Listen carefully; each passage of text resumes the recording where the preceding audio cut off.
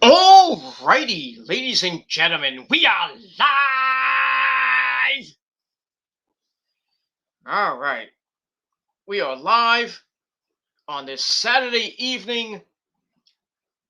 Back again with another video right here on Killer of Demons 669. Thank you all for watching. Make sure you like the video and subscribe to my channels. Subscribe to this channel and all my other channels, especially down there, dude. Down below in the description box. And as always, friend me on Facebook, follow me on Twitter and Instagram, and share this video all over the internet. And don't forget to tap that bell, turn on all my notifications so you never ever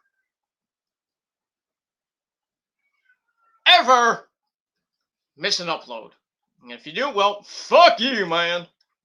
You miss out. And that's all I gotta say about that. So like the video, dislike the video, leave a comment, come in the chat, and act a fool, and all that other good shit. Like I said, subscribe to my channels, and follow me on social media, share the video all over the internet, and don't forget to tap that fucking bell, motherfuckers. And that's all I gotta say about that. All right, ladies and gentlemen, on this Saturday evening, on this Saturday evening, still Saturday afternoon, almost Saturday evening, September the 18th, 2021. Hope everybody had a great day. Most of my day was up and down, but now it's starting to be pretty damn good because I got some good news. I got some great news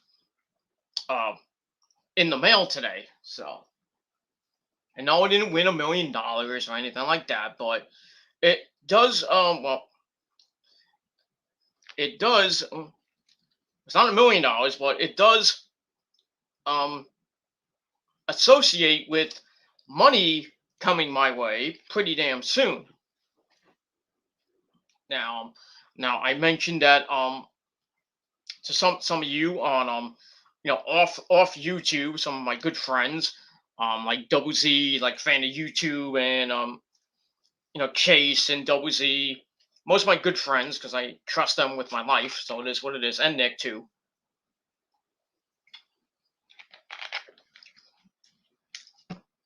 So we got that.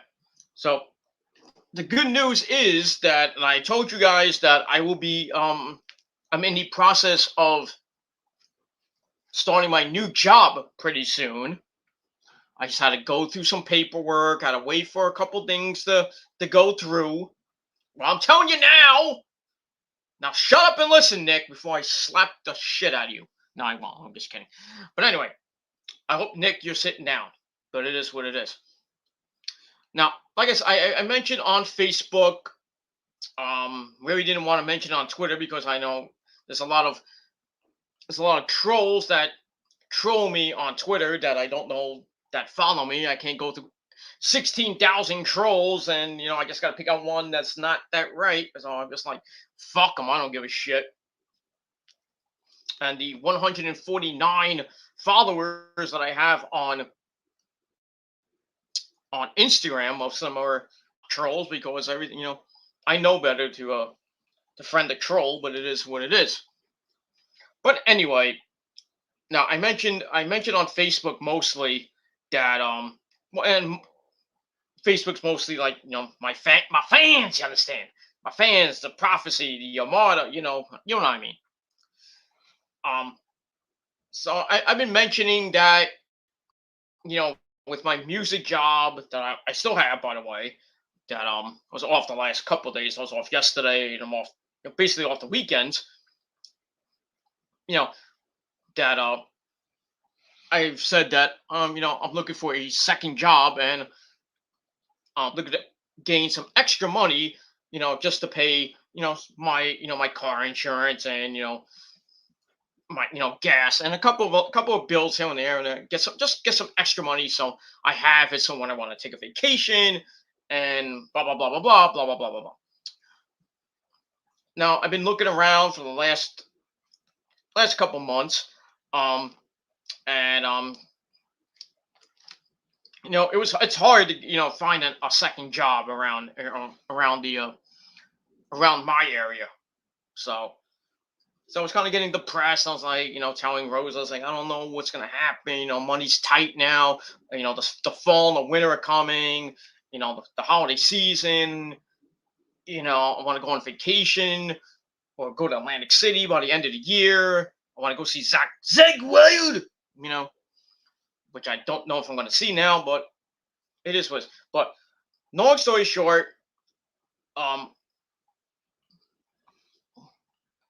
a job fell into my lap. Like not literally fell into my lap, but I got a call from somebody and they said, um, um, I put in an application in. And they say, we saw your application on whatever website it was, and we're impressed, and we want to bring you on board. Now I'm not going to tell you what it is. Most of you who are my good friends in my circle, you guys know. So I will not go into that. But for those of you who don't know, like Nick and you other jackoffs on this fucking website and on Twitter and Instagram, yeah. So I applied for a second job, and not retail. Thank the Lord, it's not retail, but it's like file work. Basically, it's a remote job where I just work at home and I do some filing, not filing, kind of like almost like banking stuff. So, be um, doing that kind of stuff. Um, so it was about a week or so ago. I found out about the job. I think last Wednesday. Um, and then not 2 Wednesdays ago, I should say. Um, and um, I got the call, and they said, okay, your application is good, but we got some paperwork to go through, and we'll call you back, and we'll email. I left, just give us your information, you know, blah blah blah. So I had to re-give my information because I somehow lost it. So I had to give my email and my phone number to these people, and then I didn't hear back from them for the rest of the rest of that week. And I'm like, well, what's going on here? Am I getting this thing? What's going on here? So I called them up. Hold on a second. So I called them up. What was it? Not last. I think it was this past week or last week. I forget what it was. But anyway, I talked to this nice lady. And she said the application has gone through, but we're waiting on your background check, and we're waiting on some other things that we have to you have to send us some stuff, your bank information and all that other stuff. So blah blah blah. So I did all that, and then I had to wait for something in the mail, and that's pretty much it. So I'm waiting and waiting and waiting. They said it was gonna take maybe 2 to 4 weeks. So I was like, crap. I was like, all right, I'll wait a couple weeks to see if everything can go through. Because this paperwork, you know how paperwork is, but it is what it is. But long story short, I thought I was gonna start maybe at the end of this month or early October, maybe like the end of October or the first week of October, which would be let me just check my dates here. I would start October either I would start the 27th or I would start on October 4th.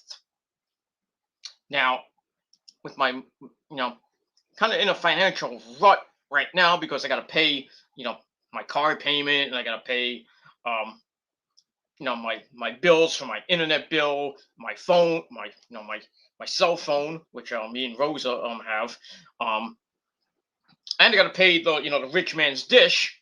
So I got a lot of bills coming up, and most of those bills are due at the beginning of October, except for the phone that I pay on the first of the month.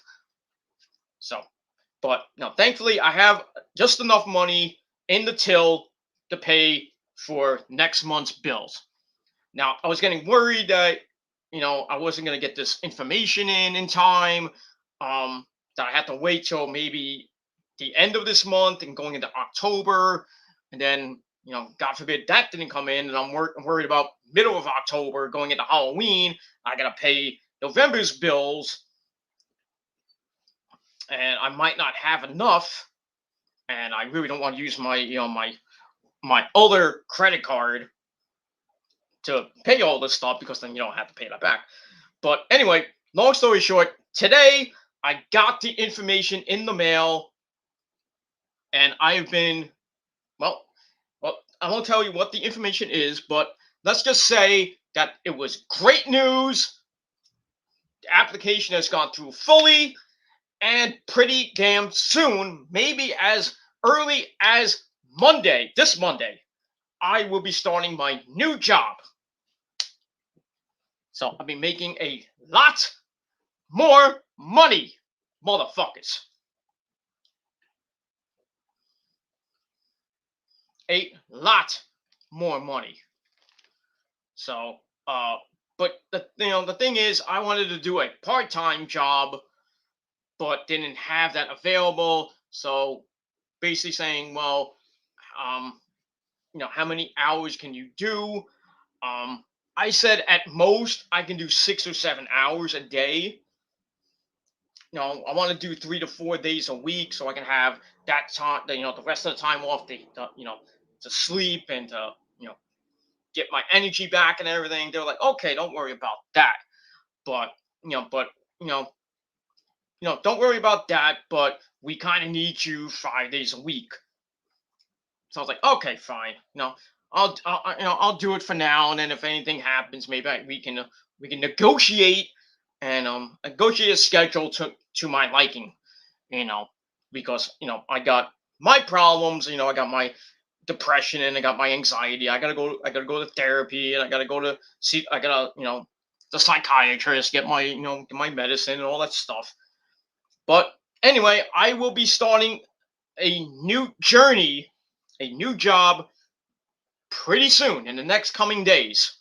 If not, well, I gotta call the lady, my new boss, on Monday just to go over some stuff. I might have to go to the office, just the more paperwork, and I might have to take a class because there's some things that I don't know how to do, and I have to get training and everything. You know what I mean?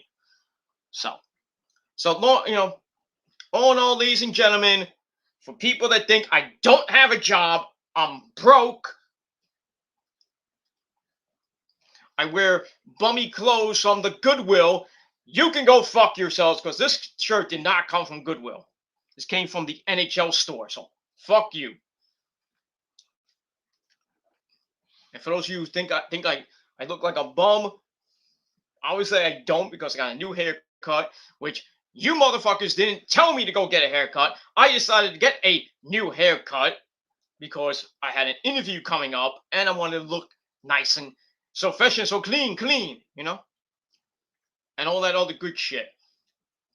So I proved you all wrong, motherfuckers. So all those motherfuckers, I proved your channel goes bye-bye, because you told me if I don't prove it to you, you will quit. So bye-bye, bye-bye, you go bye-bye. So all you fuckers can go bye-bye, delete your channel, and get the fuck out of my life. But thank you for the free views, though. I love you all. So yeah, so that's the big news right now. So me and the missus are gonna celebrate tonight, and I gotta wait for her to come home. She's doing her thing today. Um, just visiting a friend. I had to go. I would have went with her today to the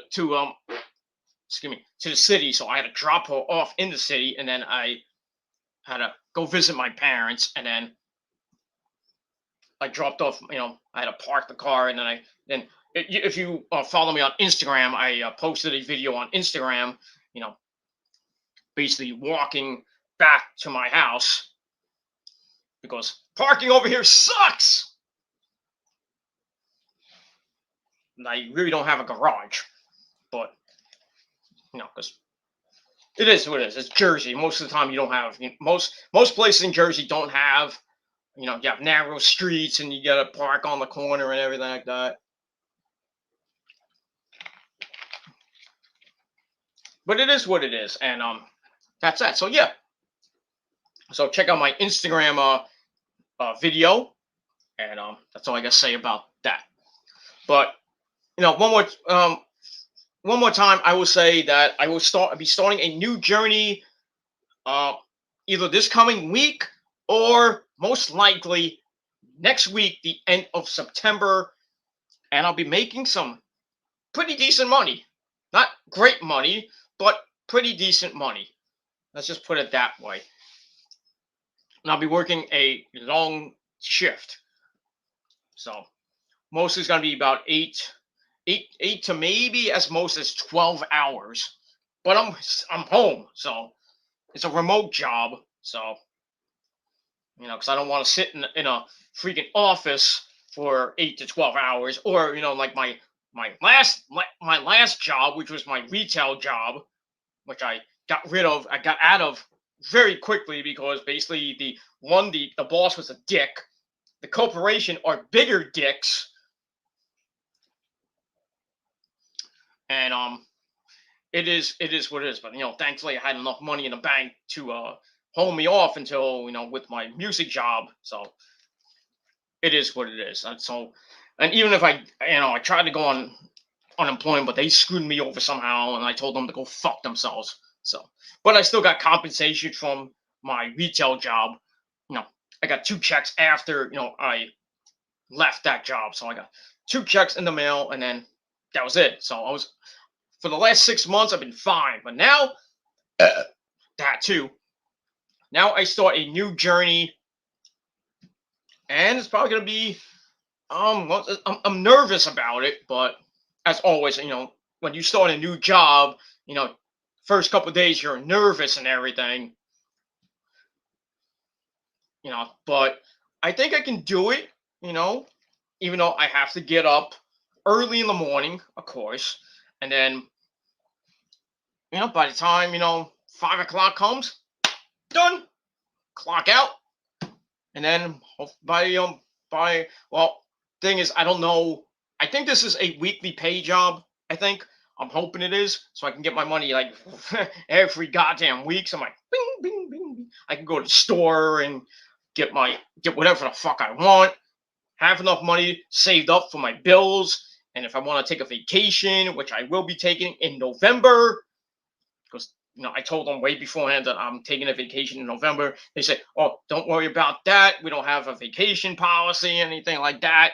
In certain jobs you have to be there for like a year, or you have to accumulate some time, and then you can actually take a vacation.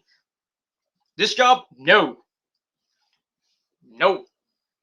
I can go on vacation any goddamn time I want. So the thing is, I gotta, start saving the money so I can go to Florida for a week. I might be going for 2 weeks in November because my grandson's birthday is the around the middle of November. So, but I will be back in Jersey for Thanksgiving to celebrate Thanksgiving with my parents. I might, if I have, we'll see how everything goes around there. I might go to Atlantic City for not Black Friday, after Black Friday or early December.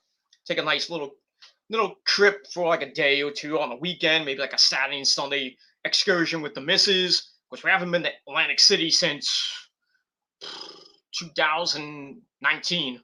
So for 2 years, we haven't been in Atlantic City in 2 years because of the fucking pandemic and all this shit.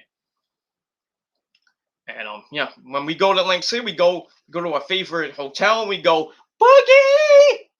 We go to our favorite nightclub. But now that might be out the window because when Rosa took a trip down by herself to Atlantic City with her friends, and I had to work, so I couldn't go with her and everything. She went to our favorite club, and the line was all the way around the casino. Never saw that before, and we usually get there around 10 o'clock. That's like a dingy club, right? And her and her friends go there, and the line's all around the corner. Like, nope, not gonna do that. So they go to another club called Anthem. That's packed. So they're like, well, so Rosa's friends like, well, we're going back to the hotel room and we're just gonna go to sleep. Rosa being the the disco queen, decides like, well, I'm gonna find some place to dance and get my groove on and stuff. I like that, but so she went to a Cuban Spanish club, and she FaceTimed me and it's like, oh, I'm having a great time. Wish you were here. So I'm like, damn, man. Most of those clubs now are getting packed early. So I'm thinking when I go to Atlantic City next time, I want to go to that club because I love that club. Not Anthem. I'm not talking about Anthem. I'm talking about Boogie. I want to go there because that's my favorite place because they play 80s music, 70s, 80s music on Friday night. And on Saturday night they usually play. I think they play 90s and 2000s. So I want to go there. I want to go do an 80s night because I love the 80s, and everything like that. So thank you for the free views, assholes. And that's that. But we'll see. When we go back to AC, hopefully we can get there early and we can get in and then come back out. But I know it's the pandemic and a lot of people want to go dancing and everything. They want to play the slots. The slots. But we'll see what happens come November, December, probably December time. We might go on Atlantic City and just for the holidays, and that's it. But that's it. But I start my new job pretty damn soon. I'll be making more money than you motherfuckers make in a week, in a month, really, month and a week. So to all you people who say I don't have a job, I live in a trailer. This ain't a trailer. It's a mansion, motherfuckers. So I look like a bum. I wear clothes from Goodwill that you can't prove that I get from Goodwill. It is what it is. And then I got these mingling douchebag trolls start talking about my cock and everything, saying it's deformed and it's the same thing. How people said that about who, Mr. Clean, and then idiot shows his cock, which is really small. They're thinking that I'm gonna do that. Well, I'm not going to. So, and then they're saying like, oh, there's pictures on Spank Bang, which is some weird porno site. So, and then I had to send my spies there. They found nothing. So, womp. That's all I gotta say about that. You talk too much with no proof. And that's all I gotta say about that. And then they're putting up old things from Chris Hansen stuff videos and saying like, oh, this is Peter Gilmore on NBC. Doesn't look like me. It's not my name. It is what it is. These trolls are just morons, and they can suck my fat cock. And that's all I gotta say about that. All right, enough about that. But hopefully you guys will join me on my new journey. I will not leave you. I will be here full time, like my job. I still have time for my videos and my reviews and my predictions and my streams and everything else. Everything is peachy clean. So all I gotta really worry about is just paying bills so I can have my internet, my cable, and mainly my phone. Because you never know when the boss might call and say, "Oh, you gotta come into the office just for an hour." So, but I know I never met my boss face to face, but we talk to each other on the phone, and she's a very nice lady, and that's all I gotta say about that. Unlike my last boss, who was a complete dick. Just want to point that out. But anyway, enough about that. So join me on my new journey, and that's all I gotta say about that. But thank you for all your congratulations and all your stuff on social media and in the chat here too. All right, enough about that love fest. Let's get to the meat and potatoes of this. Now, yesterday I did a Freaky Friday stream, about 53 minutes. I was gonna go a little bit longer, but I talked about the whole Tommy Dreamer incident. He got suspended for what his comments on Dark Side of the Ring. With Ric Flair and everything. Showing his cack. That whole thing with the flight from hell, the plane ride from hell. Which you can watch on YouTube, the whole episode. And I gave my opinion about that. So check it out on the TGC Reborn channel. And that's pretty much it for that. I might do a follow-up video. If not tonight, probably tomorrow. Probably tomorrow night, because I got stuff to do during the day. I'll be going to a baseball game in Brooklyn, New York. So the final game of the high A season for the Brooklyn Cyclones. And going with Rosa. We're gonna have fun in Coney Island. And that's all I gotta say about that. So I will be live in living color in Coney Island tomorrow afternoon. So all my fans in Brooklyn, come on down. And we'll party with the animals, party. This is what it is. That's all I gotta say about that. All right, let's get to some chat from Nick, as always, and then we'll get to your Smackdown and Rampage review really quickly, and that's pretty much all I gotta say about that. All right, Nick says it's Saturday, time to get sexy. Well, every day is time to get sexy. I might get sexy. I might get sexy later tonight, if you know what I mean. That's all I gotta say about that. All right, Nick says, you didn't tell me. Well, I just told you. He says, congrats. Thank you very much. That's that. Nick says, that's how corporate America works, Peter. The small jobs have to kick up to them. The small jobs have to kick up to them regardless. Yeah. Yeah, it's tough getting a big time job, but sometimes you have to work. You have to start at the bottom, and then you start working your way up to the top. And I gone from low to top, back down to low, back to the tippy top, and then I took a big hit, and then now I'm climbing back up the ladder again. But this job, I think will be a pretty good job, and I'm hoping, to stay at this job, hopefully for the next. I'm hoping the next 5, maybe 10 years.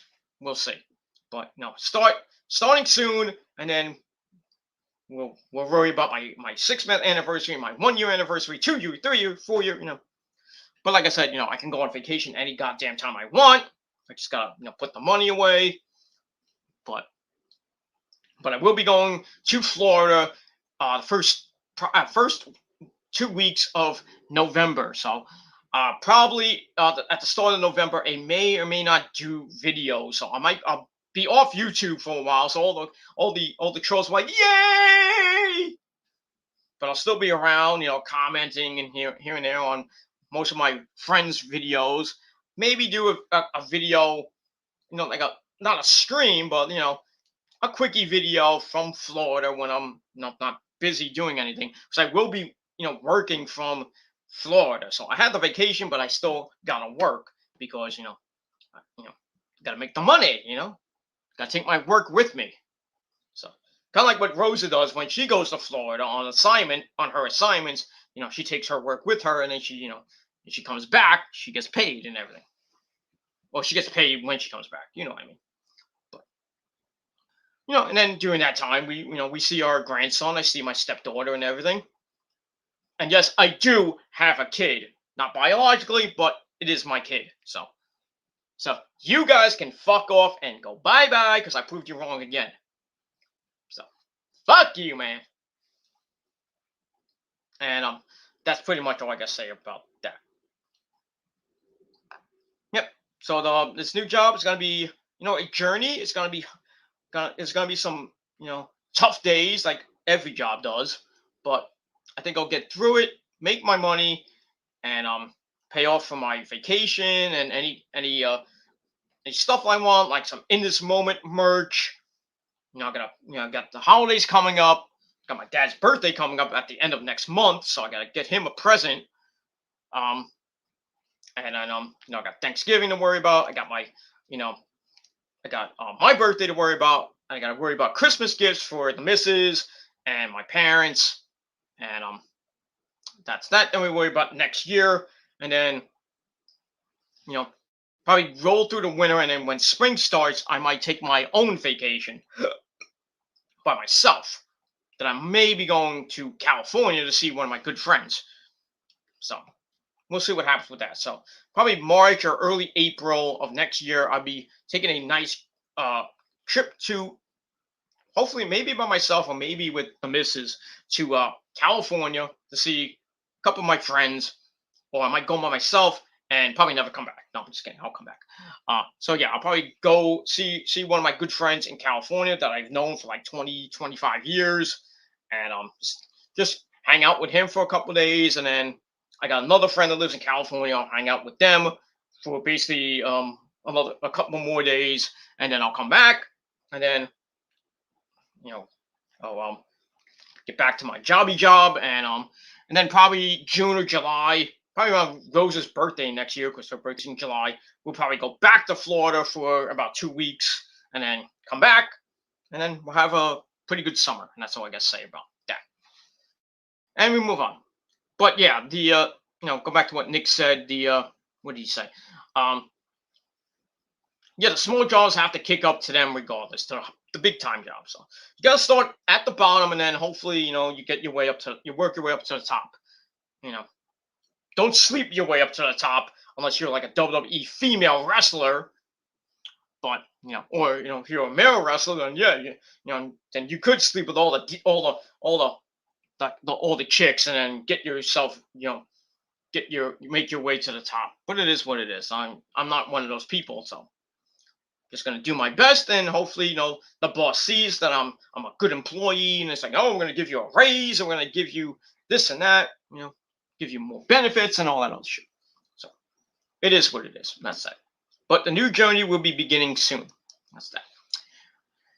All right, Nick says, #fuck Impact. Yeah, Impact has suspended Tommy Dreamer for his comments about Ric Flair on Dark Side of the Ring this past Thursday night. So he's not going to be at the tapings this weekend, and I don't know when he's coming back. And now you have these SJWs telling, basically, getting in Tony Khan's ears, like, don't sign Ric Flair, don't sign Ric Flair, don't sign Ric Flair. So they're basically canceling Ric Flair for coming into AEW, and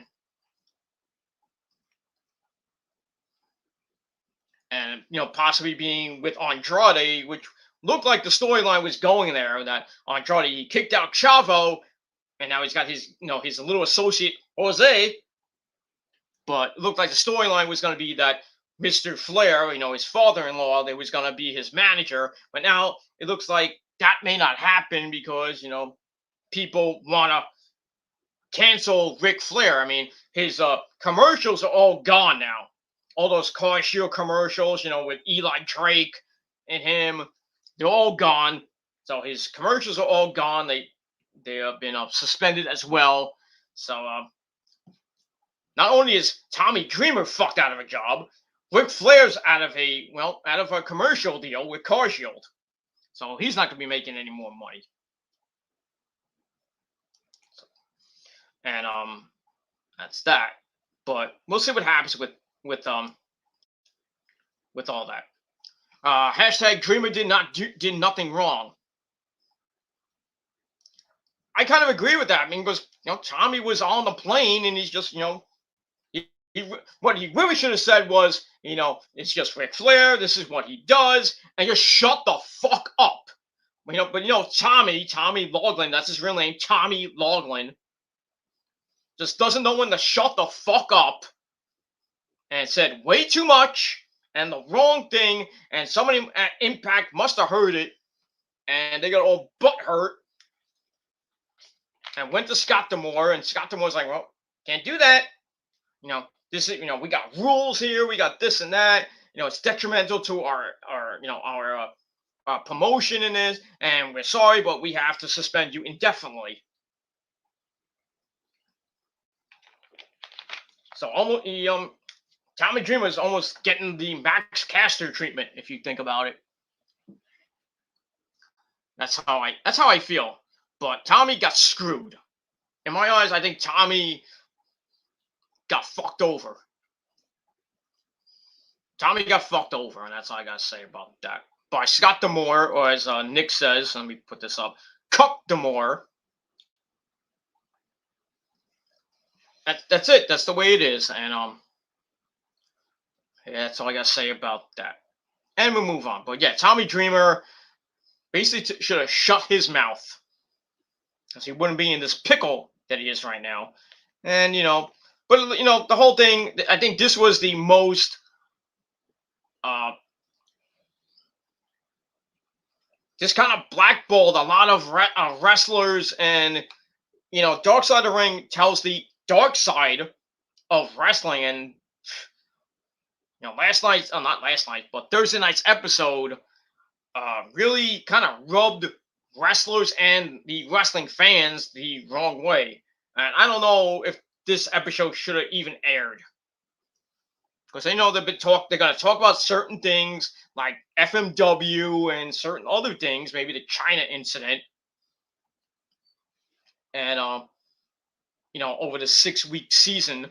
And but I just think last night was really, really, really controversial. And now it's got the the IWC, or as I like to put it, the WC. And I say it way better than you, bald-headed Mr. Clean, six-pack looking fucker, who did not get flagged. We don't have proof that you got flagged. You just put your 2 fucking videos on one of the videos on private. One of them came back because you unprivated it. Your little apology. Well, I'm gonna fire Bullfrog. I'm gonna fire Prince Idol. Yet they're on the show. They're back. Bullfrog was back on the show. Liar! You're a bold-faced liar, you Mr. Clean-looking piece of shit. What's next? You're gonna have Prince Idol back on your show, and Kenny and all the guys that you had. You go, this is a storyline. I never fired anybody. You're full of shit. And your show sucks. Your streams suck. Your whole fucking channel sucks. And your second channel sucks even more. Almost a week in, and they got 161 subscribers. But knowing this guy, he would have had 500 subscribers in like 2 days. Because he buys his subs. And that's all I got to say about that. Fuck him. Fuck you, dude. Alright, that's that. Alright, now I gotta... Alright. We won't talk about that bald-headed, Mr. Clean-looking bastard anymore. That's that. Alright, let's get to some more chat, and then we'll get to this review. Alright, Nick says, you're a grandpa, Peter? You have a grandson. Yes, I do. I am Grandpa. I am not Grandpa. Grandpa? Yes. Yes, I'm a grandpa. My my Rose's daughter, my stepdaughter, has a soon-to-be 5-year-old kid. So that's that. And sadly, the father of my grandson passed away this year due to COVID. So sucks that the baby's gonna grow up without a father right now. So, but at least the little bambino has still has his mom, he still has me, and he has Rosa, his grandparents, and he has his from the his father's grandparents and brothers and sisters and stuff like that. But it is what it is, yeah. But he's a cutie patootie, but it's a pain in the ass at the same time. He calls himself a Jedi, but he's not a Jedi. I'm a Jedi. No, Grandpa, I'm a Jedi. Well, can I be Han Solo? No, I'm a Jedi. Okay, you can be a Jedi. I'll be Jabba the Hutt. Oh wait, no, Rose will be Jabba the Hutt.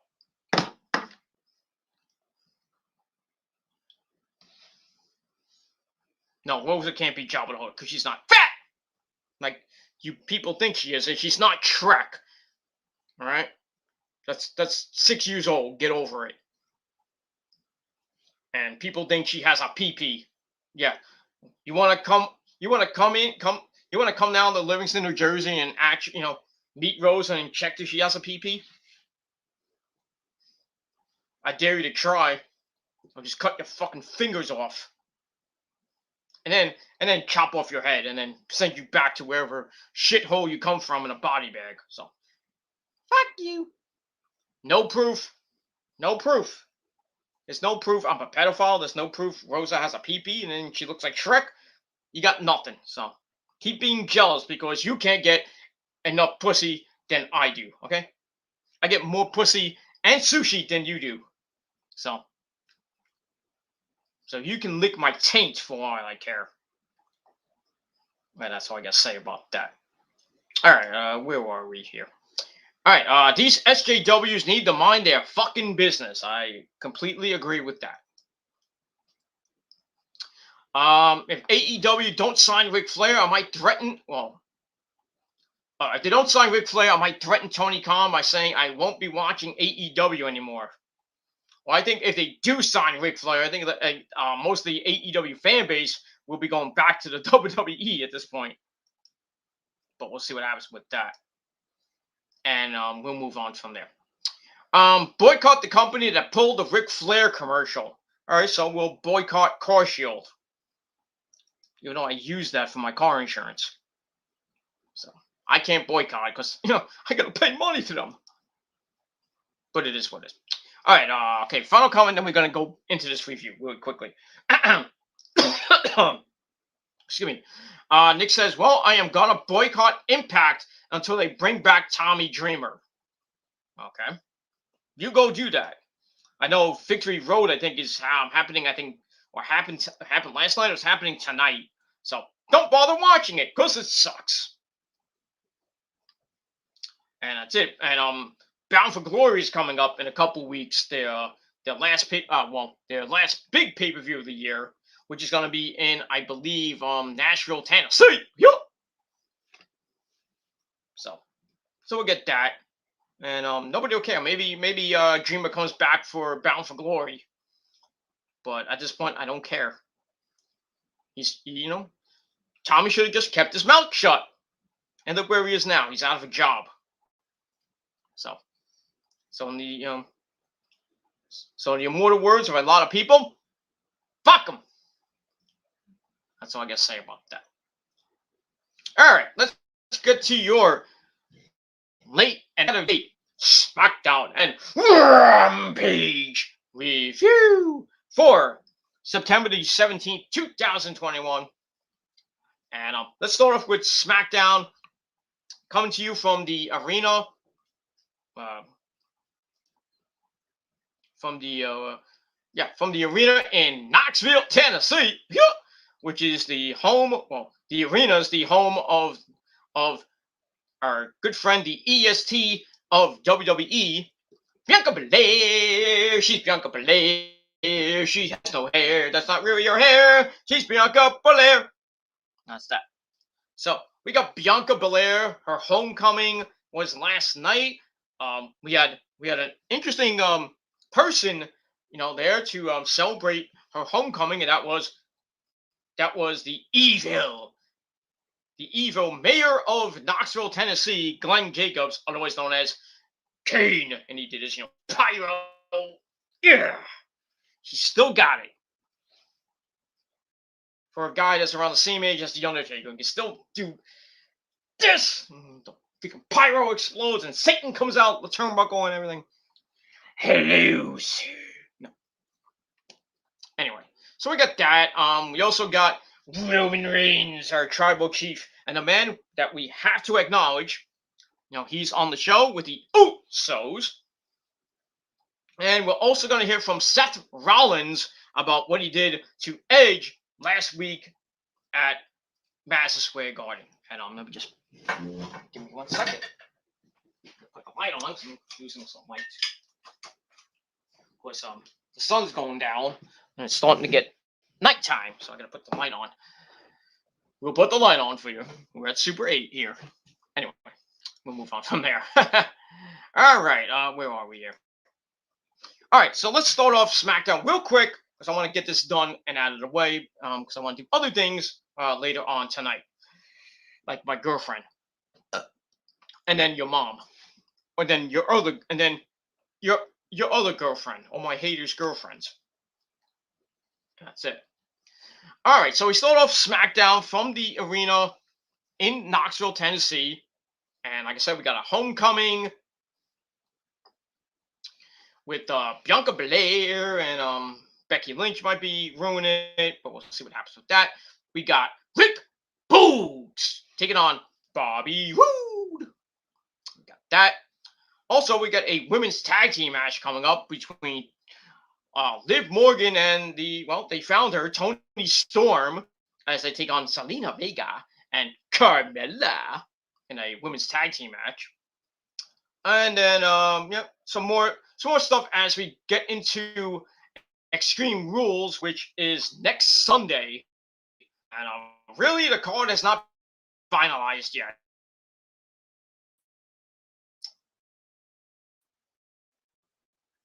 Eight days, you have. Great job, WWE, that you don't give a shit about this shitty pay-per-view. You just want to get through this pay-per-view and then build up to Crown Jewel, in Deca Land, or as Nick says, Durka Land, with all those towel heads. But it is what it is, and that's all I got to say about that. All right, so let's hold on a second. I went far about that. All right, so we open the show, as always, with our tribal chief, the WWE Universal Champion, the head of the table, the man we have to acknowledge. We must acknowledge him. He is our tribal chief, Mr. Coldfist himself, Roman Reigns, as he comes out. My name is Paul Heyman, as always, and the SmackDown Tag Team Champions, the Usos. But before, as he's coming down, we recap of last week with Brock Lesnar on the show in Madison Square Garden. Basically, kind of getting in Roman's face, and then beating up the Usos, and then basically getting in Paul's face, and Paul's like, "I'm the advocate for the rating, defending." He does his shit, and then Brock's like, "That was good, but you didn't answer my challenge." So he challenged Roman for a match for the Universal title, which is going to be at Crown Jewel on October the 21st. And then we at the end of the show, we saw the demon version of Finn Balor to end the show, and all that stuff. And we move on.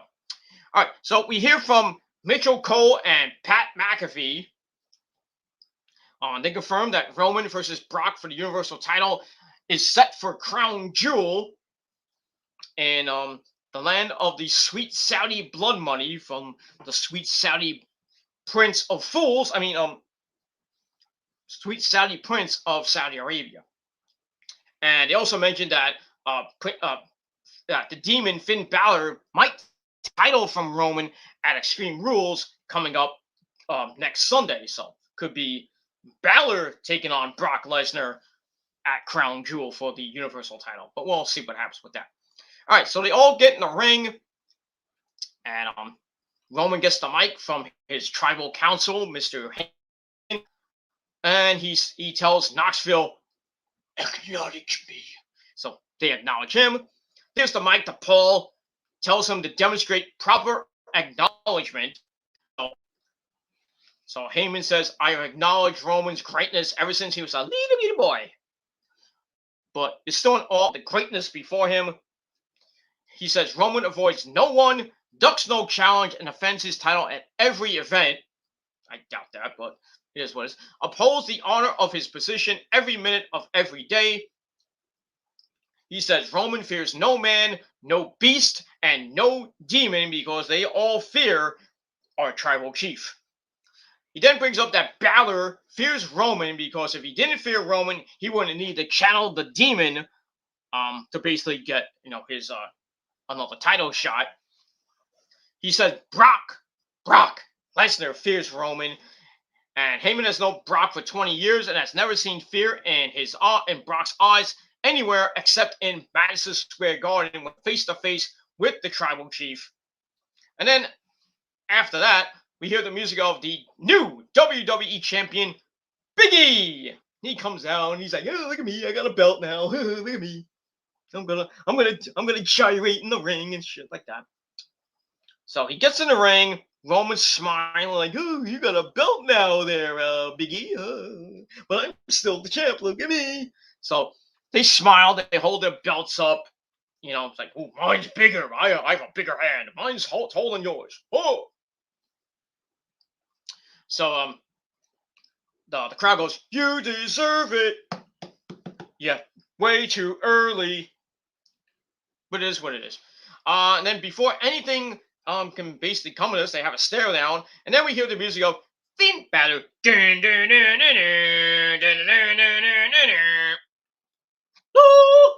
All that stuff. And then we go to break as Finn Balor, in his ring gear, goes to the ring, and looks like we're gonna get a match, and we'll see what happens with that. So I gave that 3.25 out of 5 stars, and all the good shit, and that's it. All right, we move on from there. All right, so after that we go to a tag team match player, Teddy Long special. So we have Finn Balor and Biggie taking on the Usos, and well, they said it was I thought, one person said, I think it was JD or Joe Cronin said it was a contenders match, but we did not see a contenders match logo or promo or anything like that. So it's just going to be a normal tag team match, non-title, of course. Let me just see. All right, I want to do this really quickly because I want to get in the Rampage. Kind of went back and forth. So with Balor and Jimmy. Balor gets the leg rather quickly. Jimmy cuts that off with some strikes. Balor comes back with a drop kick. Lays in some punches on the mat. Jimmy tags in Big E. He eats a headbutt as Jay comes in. Jay goes off the ropes, runs into a back elbow, and then Big E drags Jay to the apron, starts beating him up with those clubbing blows. Goes for the apron splash. He hits it. Jay recovers into the corner, and both of the Usos beating him up for a while. Some 1 counts on Big E. Big E tries to fire up, but it's cut off as Jimmy tags in, starts laying in some strikes.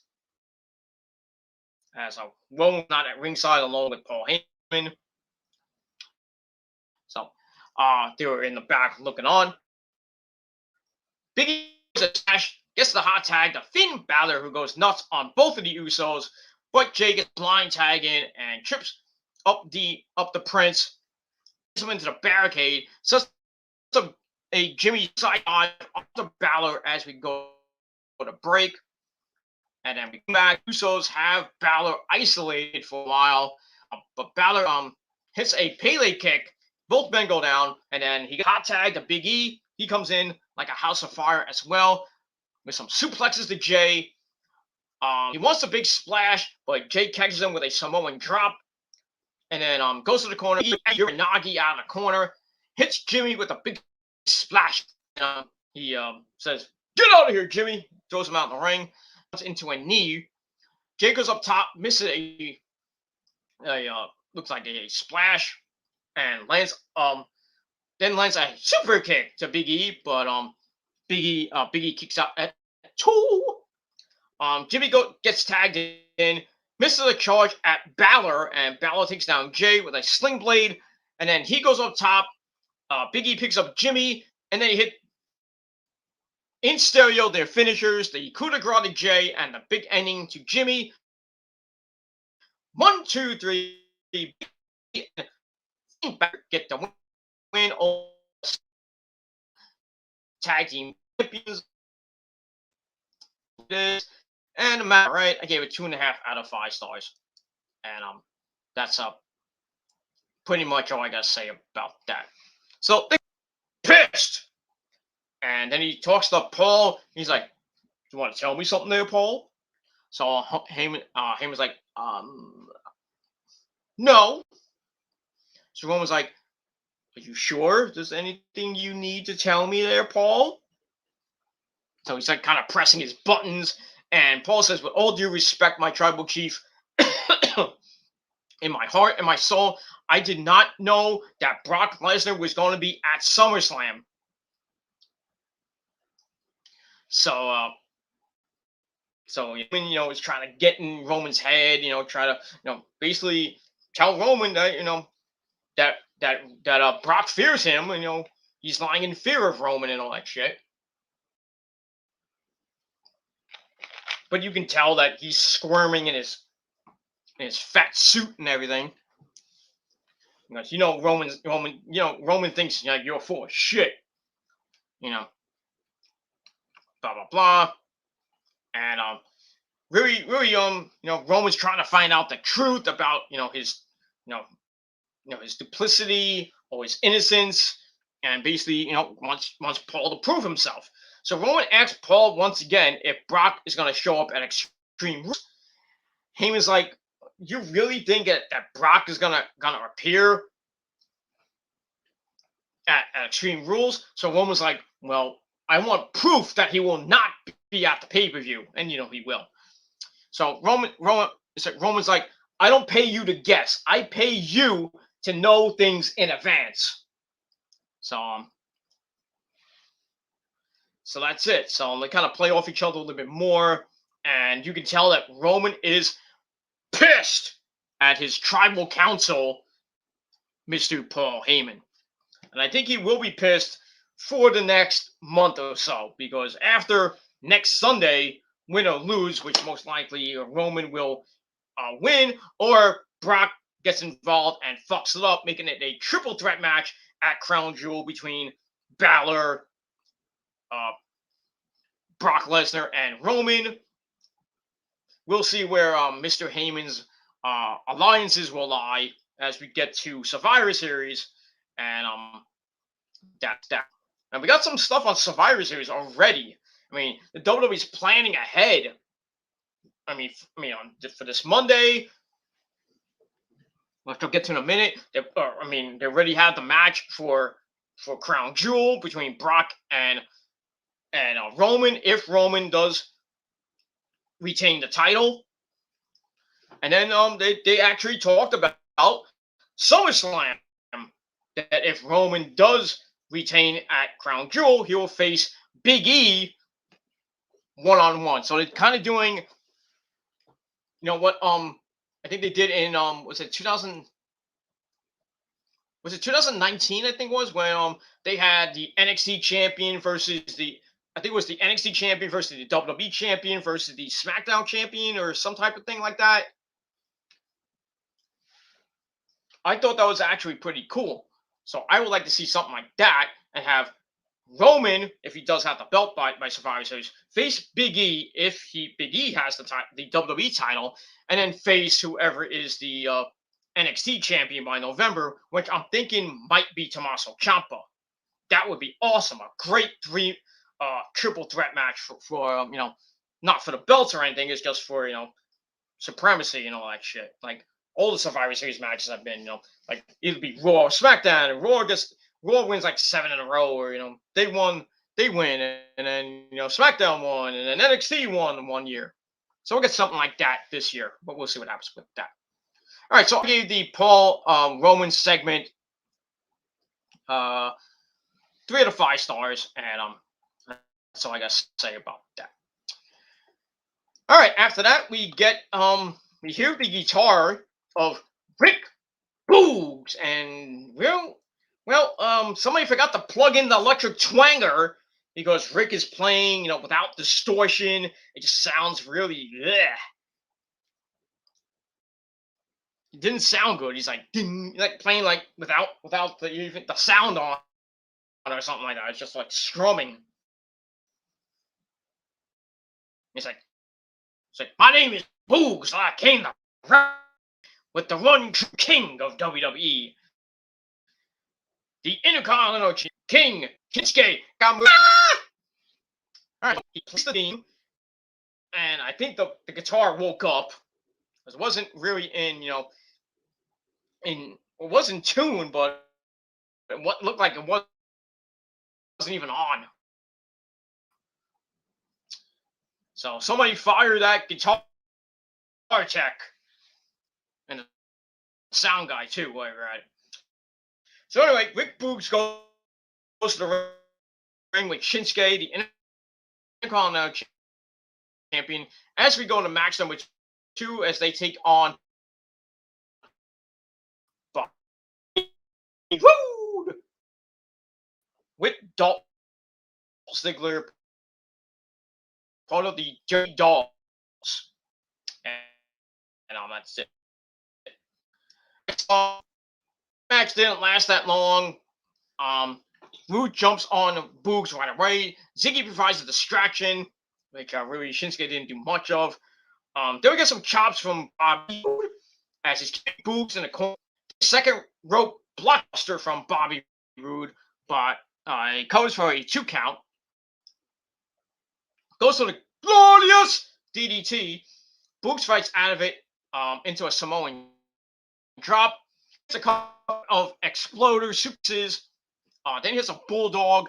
Then he picks up Bobby Roode. And 1, 2, 3. Rick Boogs is still in WWE on SmackDown, and he gets the win. Match he gave 2 out of 5 stars. Whoop the goddamn do. All right, after that, they're him and Shinsuke are all having fun with Pat McAfee. Pat McAfee's like, hey, look at me, Cole.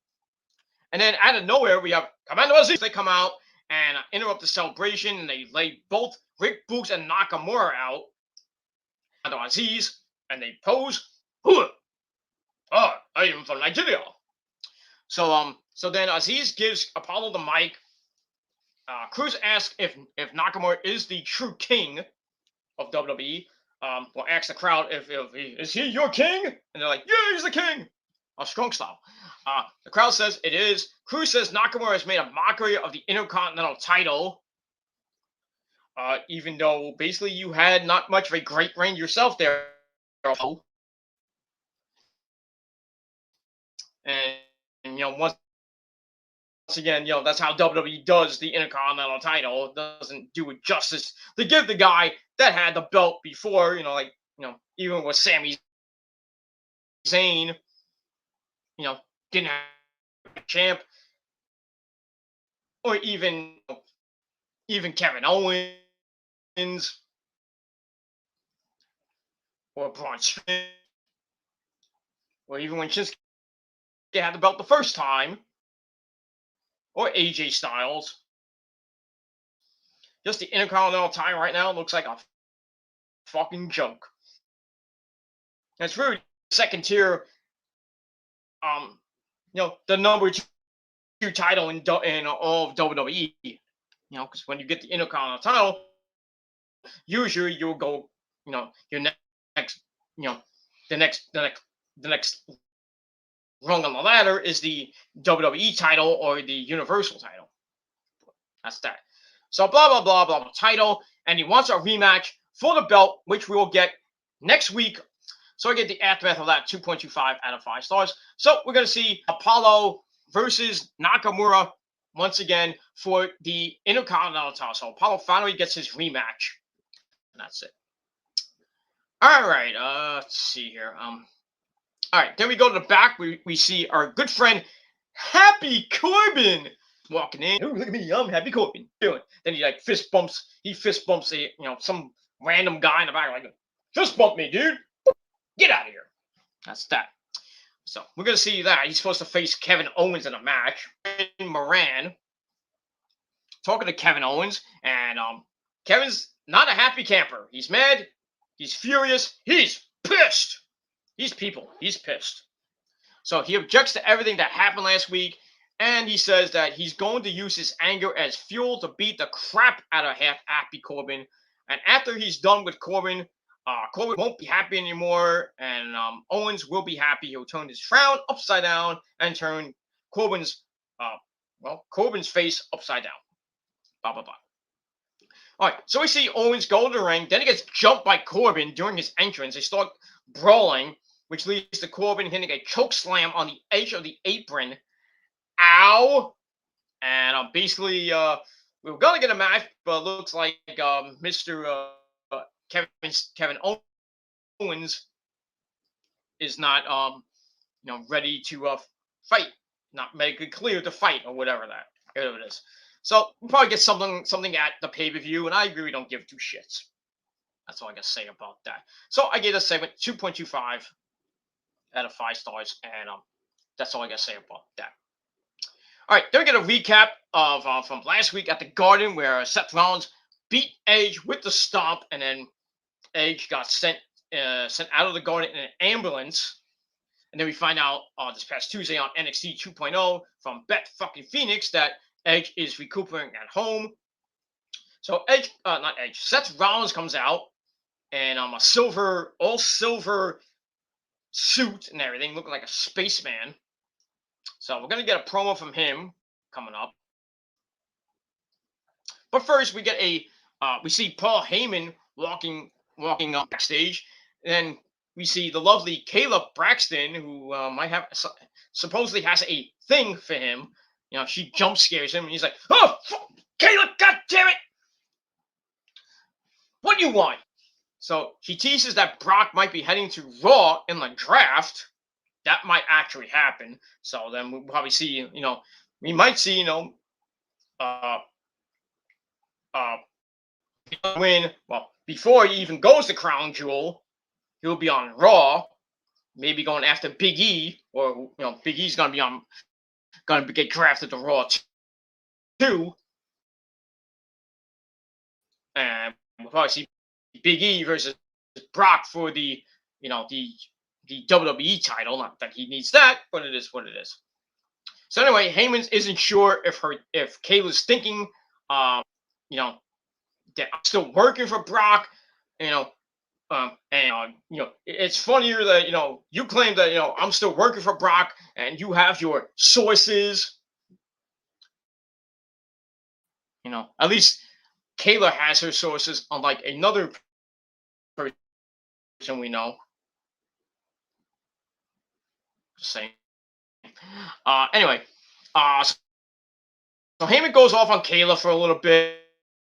Then he tells her to leave. Then he turns around right into Big E. Big E has the title, and he's like, so Heyman starts congratulating, says, "You took the belt. You made the smartest decision of your life when you realized that you never cash in on Roman."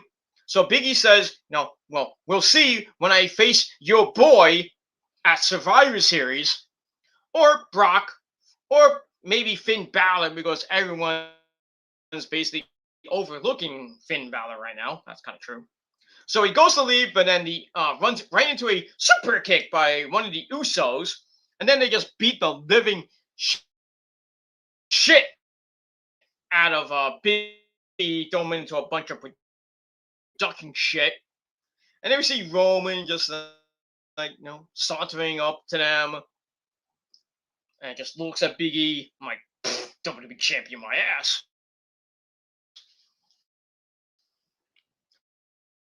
And that's it. And then eventually, that we heard later on in the show, we got a 6-man tag team match on Monday Night Raw this Monday night. It's going to be the Bloodline, Roman Reigns making his Raw, going back to Raw to team up with the Usos as they on we have a New Day reunion on Monday Night Raw. So we got the champ, Big E, teaming up with his boys Xavier Woods and Kofi Kingston as the New Day are back as a 6-man. Well, as a 6-man. So we get we get another New Day reunion this coming Monday, and I think that'll probably be your main event of Monday Night Raw. That 6-man tag line and New Day. That's it. This little segment with Heyman and Big E, and then him Big E getting beat up. I gave 2.5 out of 5 stars, and that's pretty much all I got to say about that. All right. Seth Rollins, basically saying that last week was one of his greatest matches of his career.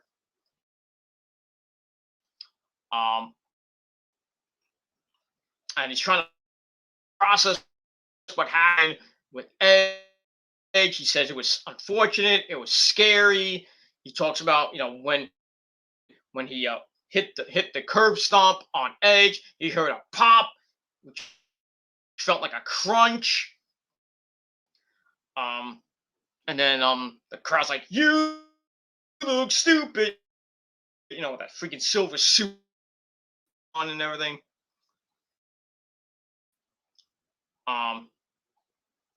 So Rollins kind of compares, stomping on Edge neck, compares that to stepping on a cockroach. So see video from last week with him being Edge, and then Edge going to the hospital. So Rollins is like, "Damn, that was some hard footage to watch."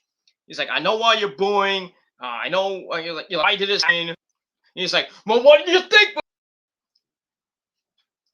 That was one of the greatest wins of his career, but he couldn't enjoy it because everyone's side-eyeing him, calling him a monster. His own employer, the company, basically, say what he punchable, whatever how you say that. When all he did was win a match with a legal move in a legal match. So he says his new risks. Then he starts blaming the WWE universe, the fans for what happened.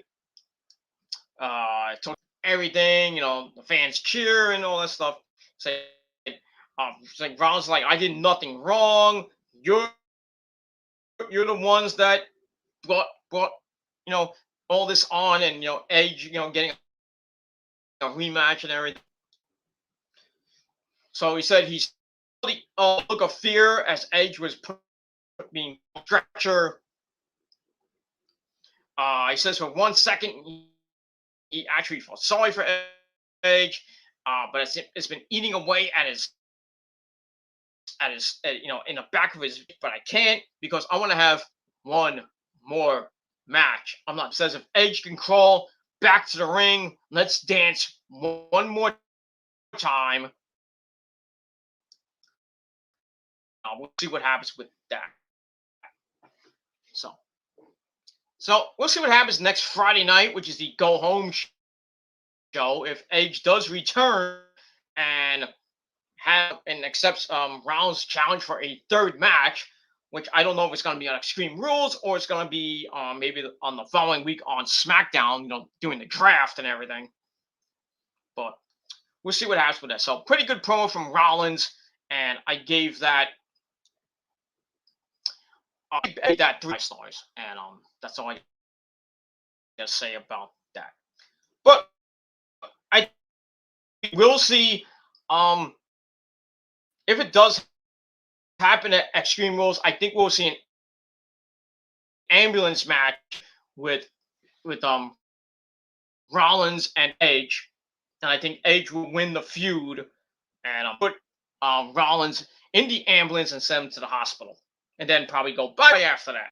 And probably won't see Edge until maybe the Survivor Series, or we might not see him to the Rumble. But we'll see what happens with that. And we move on. All right, Becky Lynch in the back. This time she has as her guest the SmackDown Women's Champion, the Man, Becky Lynch. So she asked her if Bianca Belair's celebration will give her momentum going into their title match next Sunday.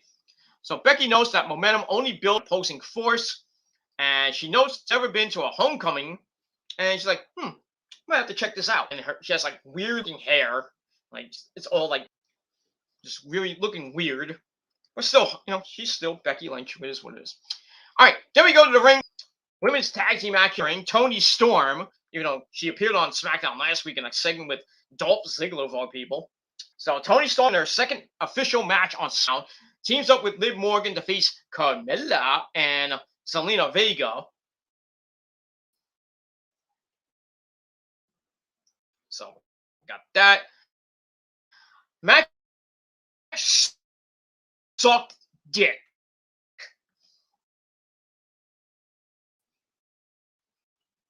And that's it. Tony and then Carmella cheap shot Liv Morgan, which basically leads to nothing. Liv's like, oh, wait, you want to start with me now? Come on. Carmella runs away like a little bitch. From Tony. She tags out the Vega. Tony and Vega go at it. Tony's the upper hand, but Carmella distracts her, sets up. Vega tries for a Kimura lock. She jumps on Tony and Vega. And then both women tag out, and now it's Liv Morgan and Carmella. And Liv Morgan with someone to Carmella. Morgan kicks Carmella in Carmella. Then she throws her into the middle turnbuckle, and Carmella's like, she's screaming up a storm. She's grabbing her nose. It's like, my nose!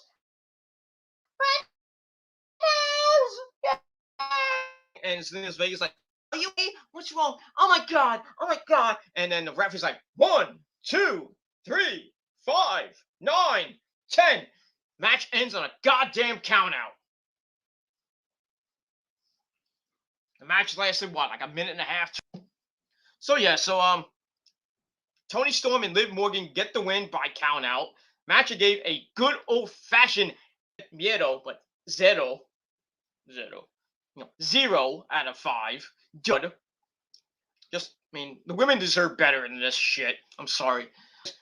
Oh, I'm sorry, Carmella. Did I hurt your nose? Actually, I'm not sorry I broke your nose, even though it really, wasn't broke. Then she challenges to a match at Extreme Rules and promises to make Carmella on the outside as she does on the inside. So that's going to be your shit break match of the night. I hope that's on the pre-show. But that'll be on the main show, so nobody's gonna care when they're in the arena, and that's that. All right, and then that leads forward. They start talking about their Montez Ford's wife Bianca Belair, being home and how they're gonna be celebrate. I can't sing like Montez Ford does, but they're gonna be singing. Everything's going to be at the after party. They somehow move how they want the tag team titles from the Usos. And that's it.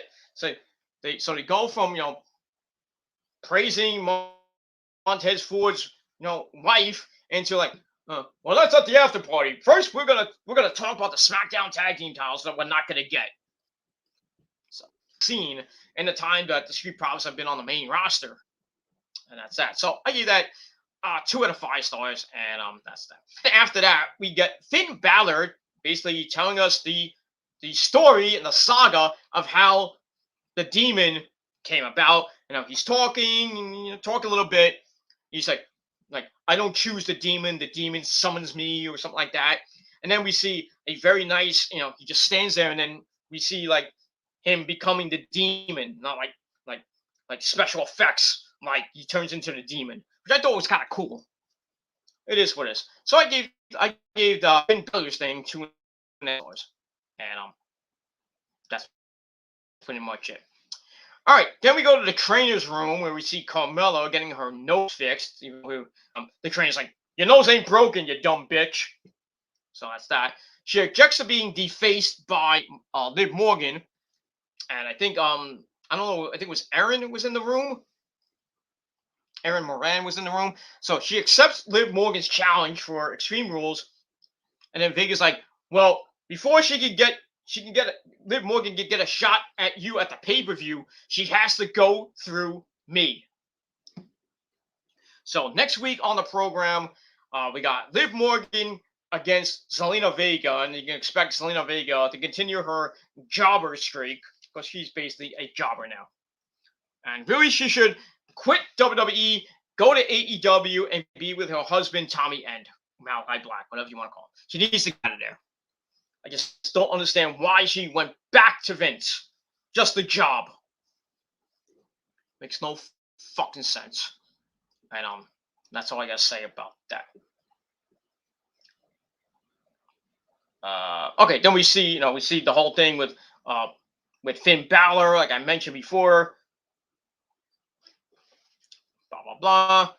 He said, well, he mentions the saga, then he turns into the demon. He says the demon's fire burns brighter than everyone around him, and after Extreme Rules, he'll become Universal Champion.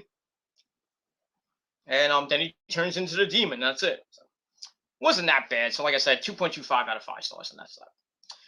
All right, then we see Dominic Mysterio, booyaka booyaka, go to the ring, and then Rey Mysterio, booyaka booyaka, comes from behind him. And he's going to be, Ray's going to be on commentary for match number 4. This is the third match between Dominic Mysterio and Sami Zayn. Last 2 times, Sami has won a little bit by some chicanery. So we'll see what happens in this match. All right, we can go a little bit with this. So Sami immediately heads out. He starts jaw-jacking with Ray. Jumps Dominic as they head back in the ring. Sami hits a clothesline from near fall. Dominic starts fighting back with some rights, a Hurricane Rana. Sami lands a kick to cut that off. Tries for a rope run, some move off the ropes, but Dominic's able to crotch him and hit a drop kick. Dominic then hits a double springboard crossbody all the way to the floor, almost like a triangle. I'll get that from Chase in a minute. He gets that out of he hits the kind of like a double jump crossbody on the floor, which looked really nasty because it was kind of near the ring apron. Anyway, we go to break. We come back. Sami's back in control as always. The heels come back during the break. Then we find out that during the break we saw before the match we saw Naomi go up to Sonya Deville. Oh, I kind of skipped over it, but anyway, before that they had we found out about the 6-man tag team match with the New Day and the Bloodline. Then we see Sonya Deville on her phone. Naomi comes up. Naomi's like, "I've been patient for the last month or so. I've been respectful. I'm losing my patience. When am I going to get my match?" And then she's like,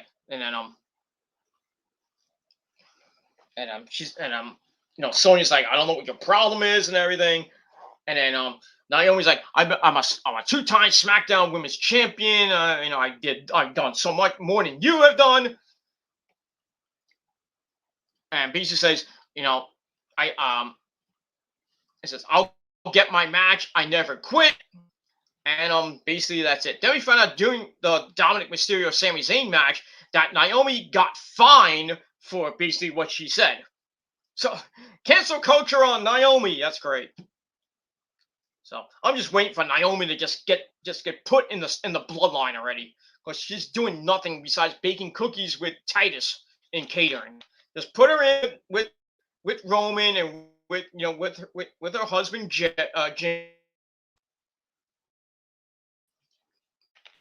and Jay, and also put her in the bloodline, and let her win the SmackDown title from Becky. Not that she will, but just put her in the bloodline and just let her just stay there and do something. That's it. So she got fined an undisclosed amount or something like that. Uh, yeah, they fined her for insubordination. Go figure that one out. So anyway, back to the match. Dominic Callis a blue thunder bomb into her Hurricanrana, hits a jumping tornado DDT for a near fall, and then Dominic with an insecurity, then a drop kick. Once he hits, he's all happy. He's like, go up, down, hurry up! But he takes too goddamn long. Wants a frog splash, takes too long, eats the knees of Sammy, and then Sammy with a kind of weird looking roll up 1, 2, 3. Sami Zayn once again beats Dominic, his third win in a row against Dominic. So the match gave 2.25 out of 5 stars. And then afterwards, Sammy and Ray basically says that Dominic's not even ready. He's not on his level. And Ray might not be the coach that he thought he was. So maybe it's leading towards Sammy and Ray feuding for a little bit. But I'm waiting for the Mysterio, Ray to turn on his son. So I just don't. Everybody wants Dominic to turn on Ray, but I would rather have Ray turn on his son and just beat the shit out of him. And that's all I got to say about that. So so I gave the match 2.25 out of 5 stars, and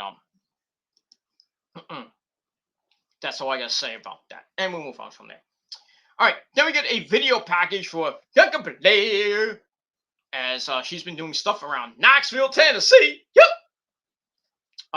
So she comes to the ring, or actually they go to the ring. We hear the music of "My name is Kane, and I'm the mayor of Knoxville, Tennessee, and I am a Woody Poo." Then the fire goes off and everything. So, so we're gonna have the homecoming for Bianca Belair, and Mayor Glenn Jacobs, or Mayor Kane, will be presenting a gift to Miss Bianca Belair, and that's that. All right. After that, we're reminded that the draft is coming up. Even though they said it was next Friday, botch. It's 2 weeks. Actually, it's 2 weeks from yesterday. It's going to be on October the 1st on SmackDown on night 1, and then night 2 will be on Raw on October the 5th. We'll see Raw, who's going to SmackDown, who might be going to NXT, who might be coming up from NXT, if NXT's even involved in this whole fucking shit. But from what we heard last night, Brock Lesnar might be going to Raw along with Big E, Drew McIntyre. But we'll see what happens with that. October the 1st. Also, next week, like I said, Shinsuke Nakamura for the Intercontinental title, and that's it. All right. Then we have Kane on the mic, and he does his shit.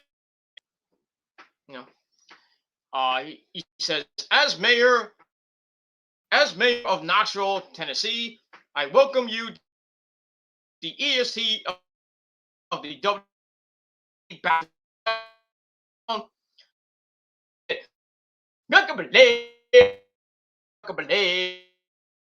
She her hair, but she's Bianca Belair, and she's sipping and she's skipping like, oh look, I'm AJ Lee, but I'm black. Because as we all know, AJ is Puerto Rican, and she's got that. So Bianca's still skipping and smiling. I don't get it. They lost 3 weeks, like what, 2-3 weeks ago, in 6 seconds. 26 seconds to Becky Lynch, and happy about it. That's not what I heard you say in the interview. He's like, I don't like it.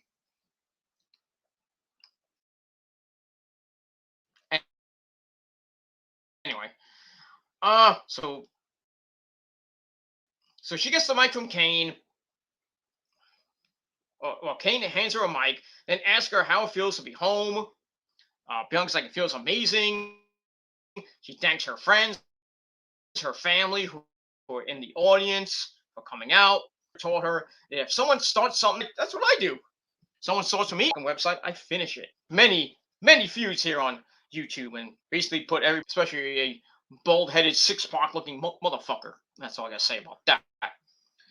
So anyway, she's down before, but always fights back to the top, and at Extreme Rules, she'll take back the title. So Kane tells her that after you win the belt back, you have to come back to when you come back to Knoxville, we'll throw a huge, a bigger celebration, blah blah blah, throw a big party. Then he's like, I present you with the key to the county, or the key to the city. So, you know, which didn't really look like a key. It looked like some douchebag in the prop department, you know, put up her day. It is what it is. I mean, you couldn't get like the Kingdom Hearts key or some shit like that. Come on. That's what I would. So anyway, so Bianca's like, I got the key. She thanks Kane, her family, her high school, the University of Texas. Enough about me. I want to celebrate the city. Then she starts leading the crowd into some stupid song, and then a song that I don't even know the words. I'm like, can we just end this segment and get the fuck out of here? But anyway, thankfully, the man Becky Lynch comes out, and she's like, the man is back in Knoxville, baby. You know, doing a whole Conor McGregor type heel gimmick, not doing a good job. So anyway, Becky likes the key, but Becky has the title on lock. Kind of how they play key lock. So Bianca's like, what are you doing here? And then she's like, you don't even go here. And then we get a you don't go here chant. Almost kind of like a, you know, there's something like that. Charlotte, I think. So like, don't worry. Something like that. So anyway, Becky says SummerSlam was her night, and Extreme Rules will probably be hers as well. But I'm going to offer you my handshake. So Bianca's like, do I really want to trust this chick? Why not? So she takes his hand. So Becky tries to leave. Bianca's like, get back here. She wants to. Then she picks up Becky for the kiss of death. But Becky counters and hits the manhandle slam, or the rock bottom on Bianca. Lets her out. I thought she was gonna put her through that table, which would have been nice. And then she hits the rock bottom, grabs the title, and heads out. And basically that's it. So she didn't take the key, which would have been even more heelish, but it is what it is. So so Bianca gets back up as Becky stands on the entrance ramp and then holds the title up, and they stare each other down, and that's pretty much it for SmackDown. And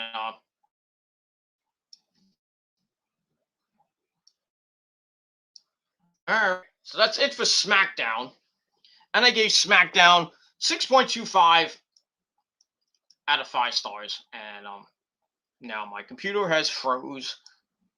Oh, I didn't want to do that. Oh, I hit the wrong button. I had the Rampage results. Oh, darn. Darn, I had to I clicked out of my I clicked out of Word, and damn it, I messed. Now I don't know if I can get these results back, and I'm already wasting time. Let me see if I can get it right back. Hold on 1 second. Hopefully I can. If not, I'll just read it off my phone. But as we're doing that, let's go into some chat before we end up this burrito. And that's that. As it is now officially Saturday night, time to party. And hopefully you guys are, whatever you're doing. I know the Met game is on Channel 5 right now. Probably gonna lose tonight to the Phillies. And that's that. and I really don't care. And then we got Football Sunday tomorrow, but basically I'll be out for most of the day, so I'm gonna miss the Jet game against the Patriots. I picked the Patriots to win that game, sadly, so it is what it is. I just think Mac Jones is gonna run laps around that defense of the Jets. And then we got the Niners against the Eagles tomorrow. Me versus EDP's pedophile Eagles. Well, no Mostert. He's out for 8 weeks or possibly the season. They haven't really said anything about that. Their cornerback Verrett's out for the season. Drake Greenlaw, who got an interception for a touchdown last week, he's now out 6 to 8 weeks with some type of injury. I just feel like a rerun. This is like a rerun. Two of your top guys, really 3 of your top guys are gone. You got 2 guys are possibly out for the season. You got another guy's out 8 weeks. Got a couple of other injuries on the offensive defensive end. And you're running into a pretty good Eagles team with Jalen, what's his name? Jaden Hurst or whatever the fuck that quarterback name is. So it's going to be a tough game tomorrow in Philly with the Niners and the Eagles. But it doesn't get any easier for the Niners, as after that game, they fly back to San Francisco for a Sunday night game next Sunday, the 26th, on NBC against the Packers at Levi Stadium, where basically the Packers never win. And then after that, they go on the road to Arizona and I think Seattle. That's not going to be great. And then they have on week 6, which is October the 10th, I believe. Okay, gets the Niners up. Get over there. Not had it now. I'm wasting a couple minutes. Yeah. All right. So yeah, October the 17th is their bye week. So like I said, they got the Eagles tomorrow at 1:00. Then Green Bay at home, Seattle at home. That game is a 4:00 start. I don't know if that game is gonna be on Fox here in Jersey, or probably be on Fox on Red Zone. And then they go to Arizona right before the bye. And then after the bye, they're back home against the Dolts. So I'd like to see them go 3-2, or I would love 4-1. I think that one loss will probably be to either Seattle or Arizona. But we shall see. But if they can go 3-2, I think the rest of the way they'll be fine. They don't have a harder schedule coming out of the bye. Out of the bye, they don't have a hard schedule, because they got Indianapolis at Chicago, home against Arizona, home against the Rams on Monday night, then at Jacksonville, then back home from Minnesota, at Seattle, at the Bungles, then home against Atlanta, then December 23rd, a Thursday night game right before my birthday at Tennessee. Then their last home game is January the 2nd against the Houston Texans. Then their final game of the season, Week 18, at the Rams, which may play a part in them getting a wild card or the NFC West title. But we'll see what happens with that. The NFC West right now is 1-0. Each team has won. So this week we'll probably get some separation, but we'll see. And that's pretty much all I got to say about that. All right, let's get to some chat before we okay, this is not loading, so I might have to do this phone. Oh, actually, there we go. There you go. I know you could do it. All right, so we're gonna get into elevation after these comments. Okay, so we got Nick in the chat once again. If these SJWs want to get into the ear of these wrestling promoters, then I am thinking about giving up on being a wrestling fan. And pretty much. Nick says SJWs ruin wrestling. Yeah, they do. and smart marks and these millennial marks that don't know shit all about wrestling. I've been watching for 30 years, but yet you don't know anything. When it comes to the debate, you freeze up like a little bitch. So fuck you, man. And that's it. But yeah, SJWs and marks have just ruined the sport of professional wrestling. And that's it. All right, got my good buddy Mount Goody. The Goody. Mount Goody says, "Hey, quick question. How do you feel about the plane ride from Hell episode? How do you feel about Tommy Dreamers? He spelled that wrong. Tommy Dreamer's comments. And by the way, go to hell, cancel culture. Well, basically, yeah. Well, I did watch it, and I thought it was very controversial. Obviously, it was going to be a very controversial episode, and really, this was a time when wrestling was basically shit. This was during 2002, during the invasion angle, with WCW, ECW, and the WWF. Taker was on a plane, Brock Lesnar was on a plane, Kurt Hennig, Scott Hall, Kevin Nash, Goldust, a few, Ric Flair, a lot of other people on the plane, and they got delayed in England because they were doing Insurrection in England during their four-day tour, which concluded with I think with Insurrection, and then when they were coming back from England, they got delayed 7 hours because of a weather delay in Connecticut.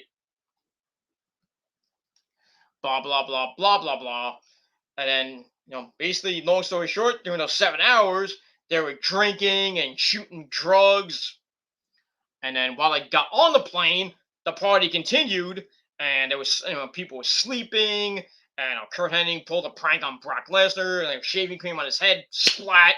And then they start fighting. They almost went out the emergency door, which would have been really bad. And then, Ric Flair coming out buck naked in a robe, swinging his dick like a helicopter. And then him trying to force, one of the flight attendants who was actually on the show, which I was kind of surprised that she actually was talking about this whole thing 20 some odd years later. 20 years later, that she was talking about it, and she talked about how Ric Flair was trying to force her hand to touch his ding dong, blah blah blah. Then we heard from Tommy Dreamer, who says oh, that's Ric Flair. He was just doing it for the boys and everything, blah blah blah. And then he says that it's like he's Ric Flair and he has a hammer or something like that. Some weird thing he said about Ric Flair, and then somebody in Impact caught wind of it, and they told Tommy Dreamer, don't come back to TNA. Just says you're suspended indefinitely.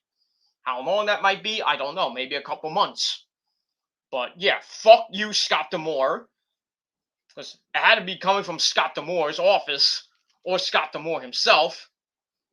And basically, fuck you, Tommy Dreamer, because you should have kept your mouth shut. And now you're out of a job.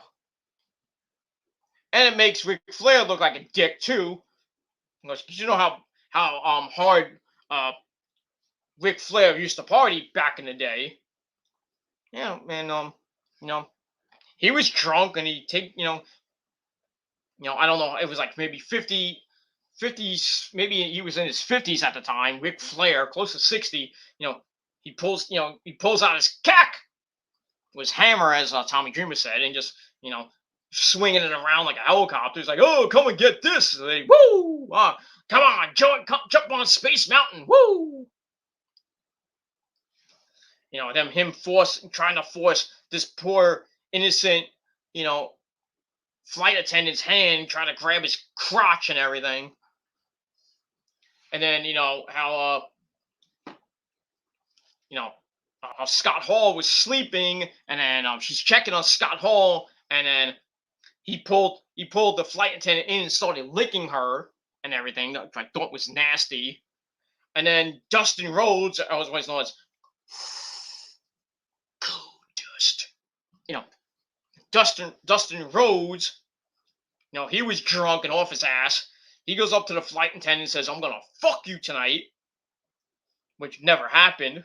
Because then he starts, he's drunk and he was going through a divorce with his former wife Terry Runnels, and he's singing over the microphone, and then Jim Ross had to come in and say, "Shut the fuck up, Dustin."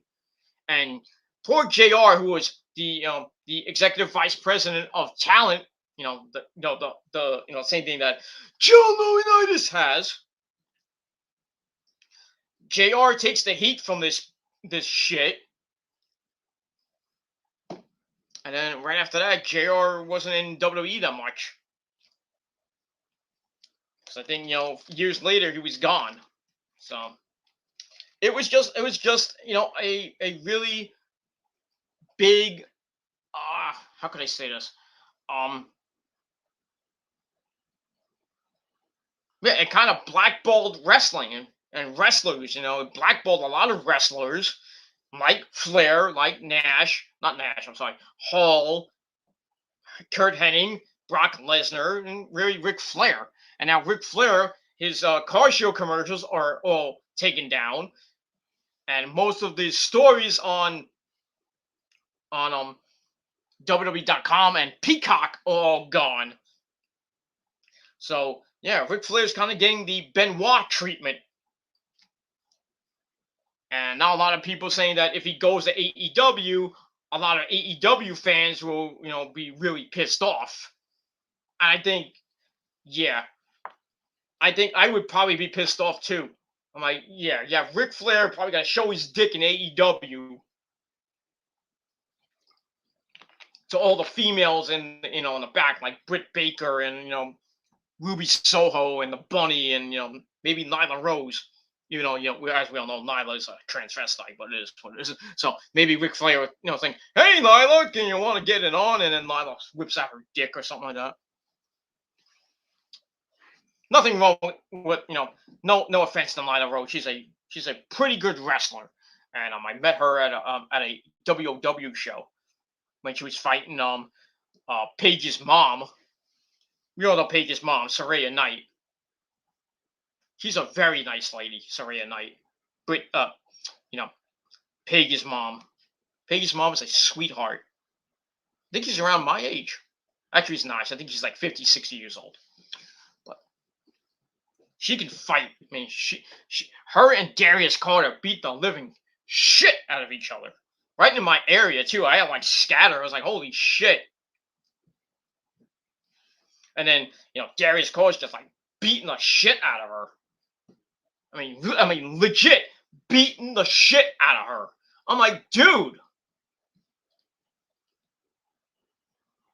Do I have to get in there and like slap the shit out of you there, Darius Carter? Come on now. Is that how you treat your wife there, Darius? By the way, Darius Carter, should be in AEW or in WWE or in Ring of Honor. He is that good. I'm just saying. He should have got a tryout with the WWE or get a shot with AEW. Get a match on Dark or Elevation. Him and maybe Roger Mendez. So that's basically the top two guys in that federation right now. Just saying. I think Darius Carter has a great future if somebody picks him up like NXT or Impact or Ring of Honor or even Tony Khan. It is what it is. I mean, they got Bear Bronson. They got MJF, who came from indie feds around New York City and Long Island and New Jersey.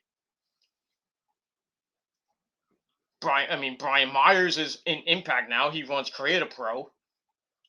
Mark Sterling, who came from Creative Pro, is now Jade Cargill's manager. It's a lot of people that came from like the indie circuit and various indie feds around the country, but most of them came from New York and New Jersey. So, like legit, Layla Hirsch, she was in WOW for a little bit. Nyla Rose was in WOW. Most of the others had come from Shimmer or Shine or different other indie promotions. Another one that should maybe get, I would just say, just give her a match on Elevation or Dark is Nikki Adams. Or Katrid, the Clockwork Angel Katrid, but because they're, two women that, can get, the vitamins from me. It is what it is. I mean, I had the picture on my Facebook. It's like the threesome I wish I had. Man, yeah, me, Nikki Adams, and Katrin in a three-way. Holy shit! I'd probably tap out. Probably tap out in like the first minute. One of them would be on top. I'm like, that's it. I quit. I'm done.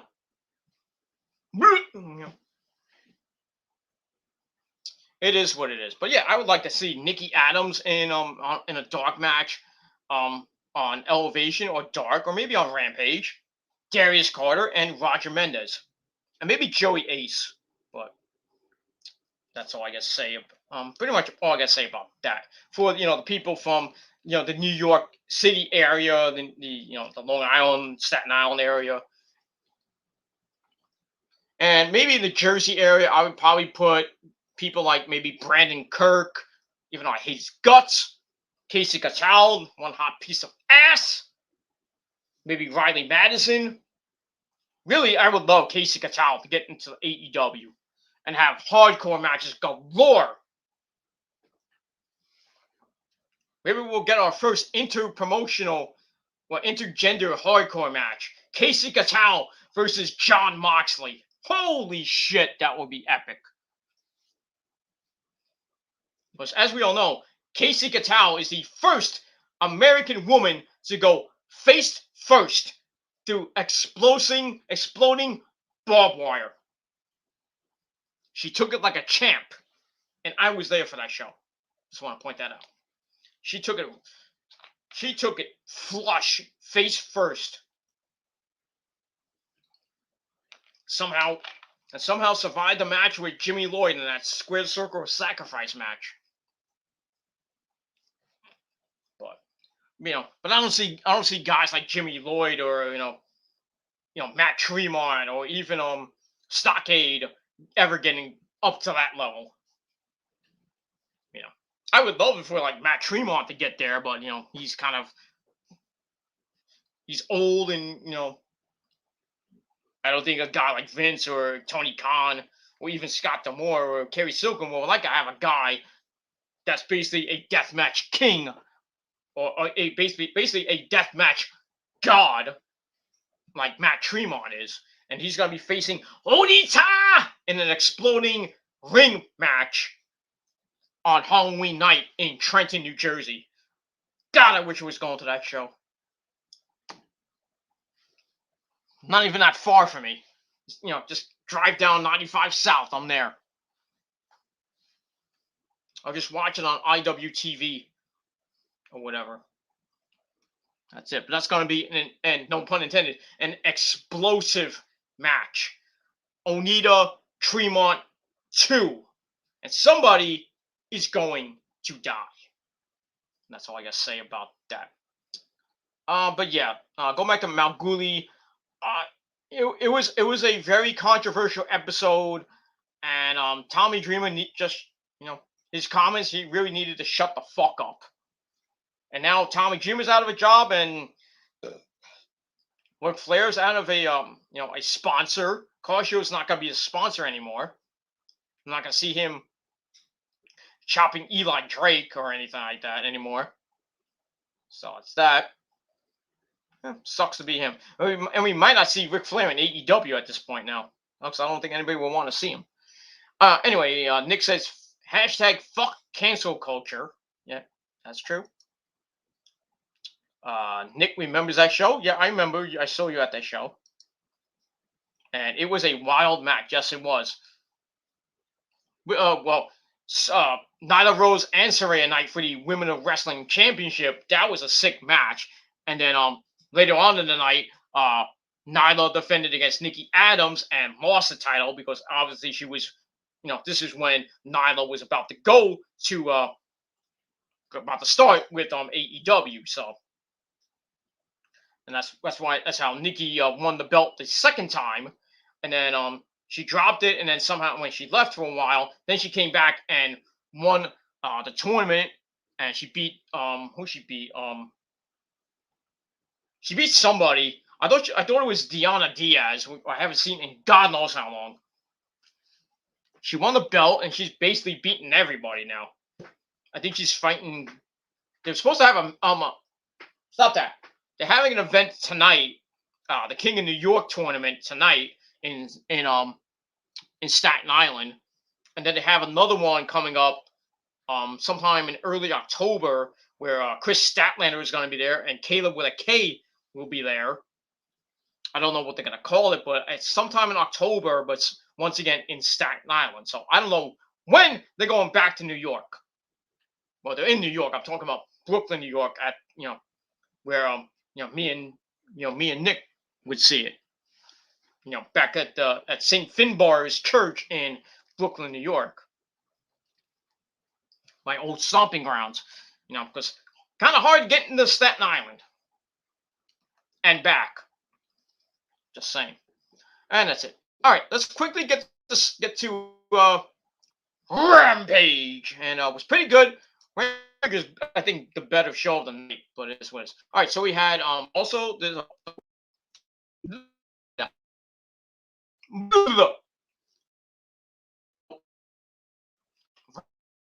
from again always and Grand Slam will be next week. Also, Rampage next week will be a 2-hour show for the first time in Rampage history. So it'll be from 10 o'clock till 12 o'clock on TNT. So we got a Rampage next week. So 4 big hours from 8 to midnight. You got wrestling, and that's going to be a pain in the ass to review. I'll tell you that, because this is already 2 hours. So next week's review might be pretty damn long. I'm going to try to make it short as possible, but it is what it is, and that's that. All right, so let's get to Rampage real quick. Our commentary team: Excalibur, Ted,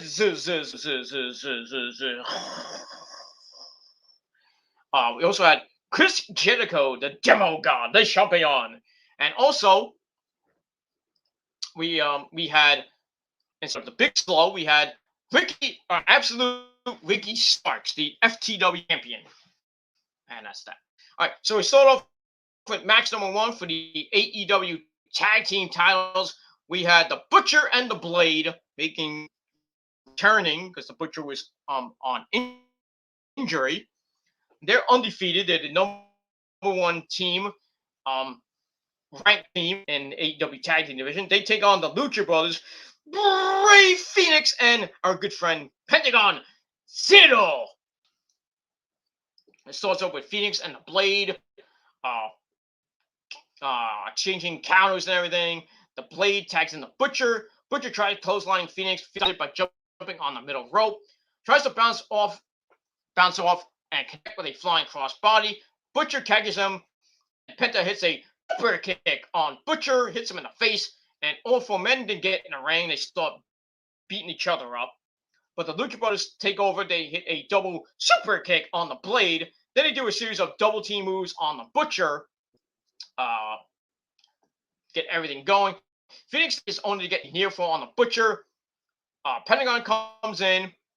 Phoenix is on the rope, looking for a high risk maneuver, but it's then thrown off by the Blade.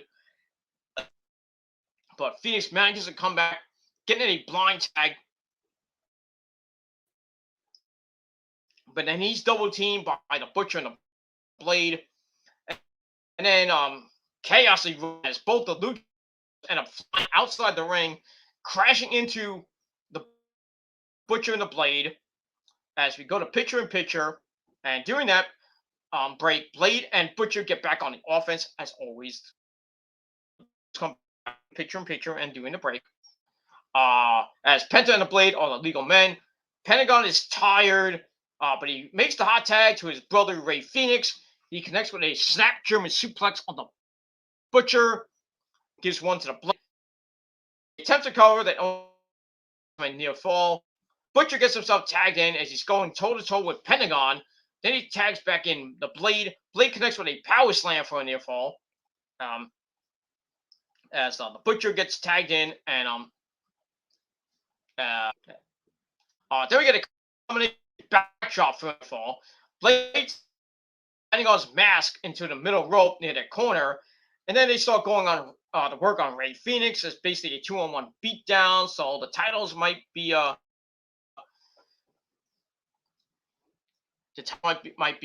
getting changed. And also we had Matt Hardy on the outside. So they tie up Pentagon's mask on the middle rope, and they start beating the living crap out of Ray Phoenix. Then he hits some type of move and about to go for the cover, and then Pentagon super kick on the Blade. He's like, super kick, sacrificing his mask to his brother. And then Phoenix manages to catch Butcher's momentum, turn it into a 1925 roll-up. 1, 2, 3. The Lucha Brothers retain the AEW Tag Team belts.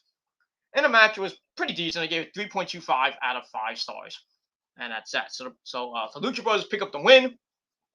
But after the match, they get the living crap beat out of them by Private Party as they jump the Lucha Brothers as Matt Hardy's outside, on the outside, giving them instructions.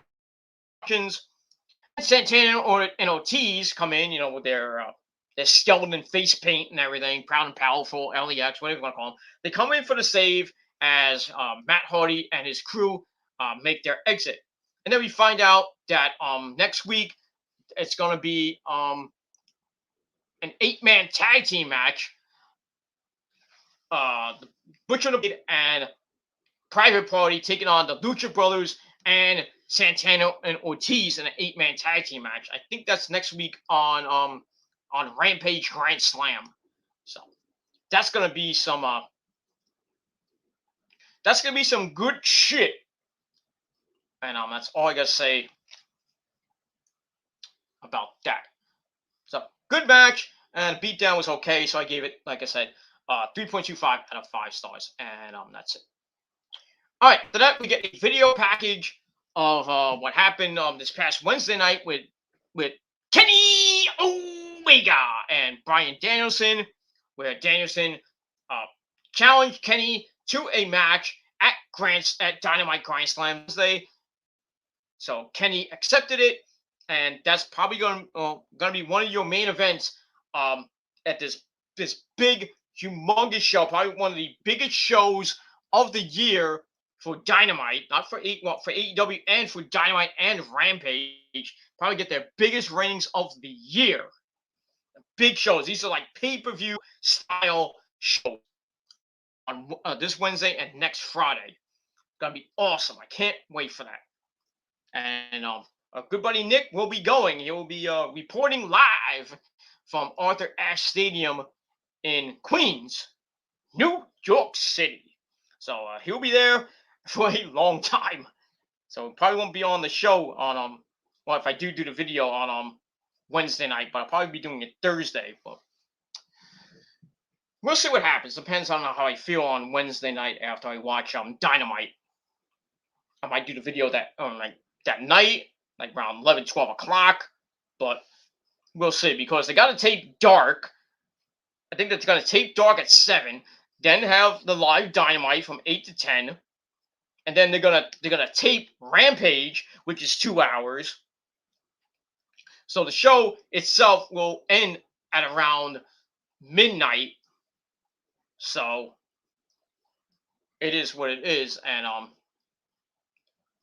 sadly I am not going to that one. But I mean, if anybody has a last-minute ticket, then either you let me know, via Facebook, Twitter, or Instagram, and just somehow either come to my house and give me the ticket, or we're gonna have to meet somewhere in the city, in New York City, and then we'll just we'll meet somewhere in the city, and then we'll go on the train to Arthur Ashe Stadium, and then I'll just take I'll just take the train back to the Port Authority, and then somehow get home, and that's all I can say about that.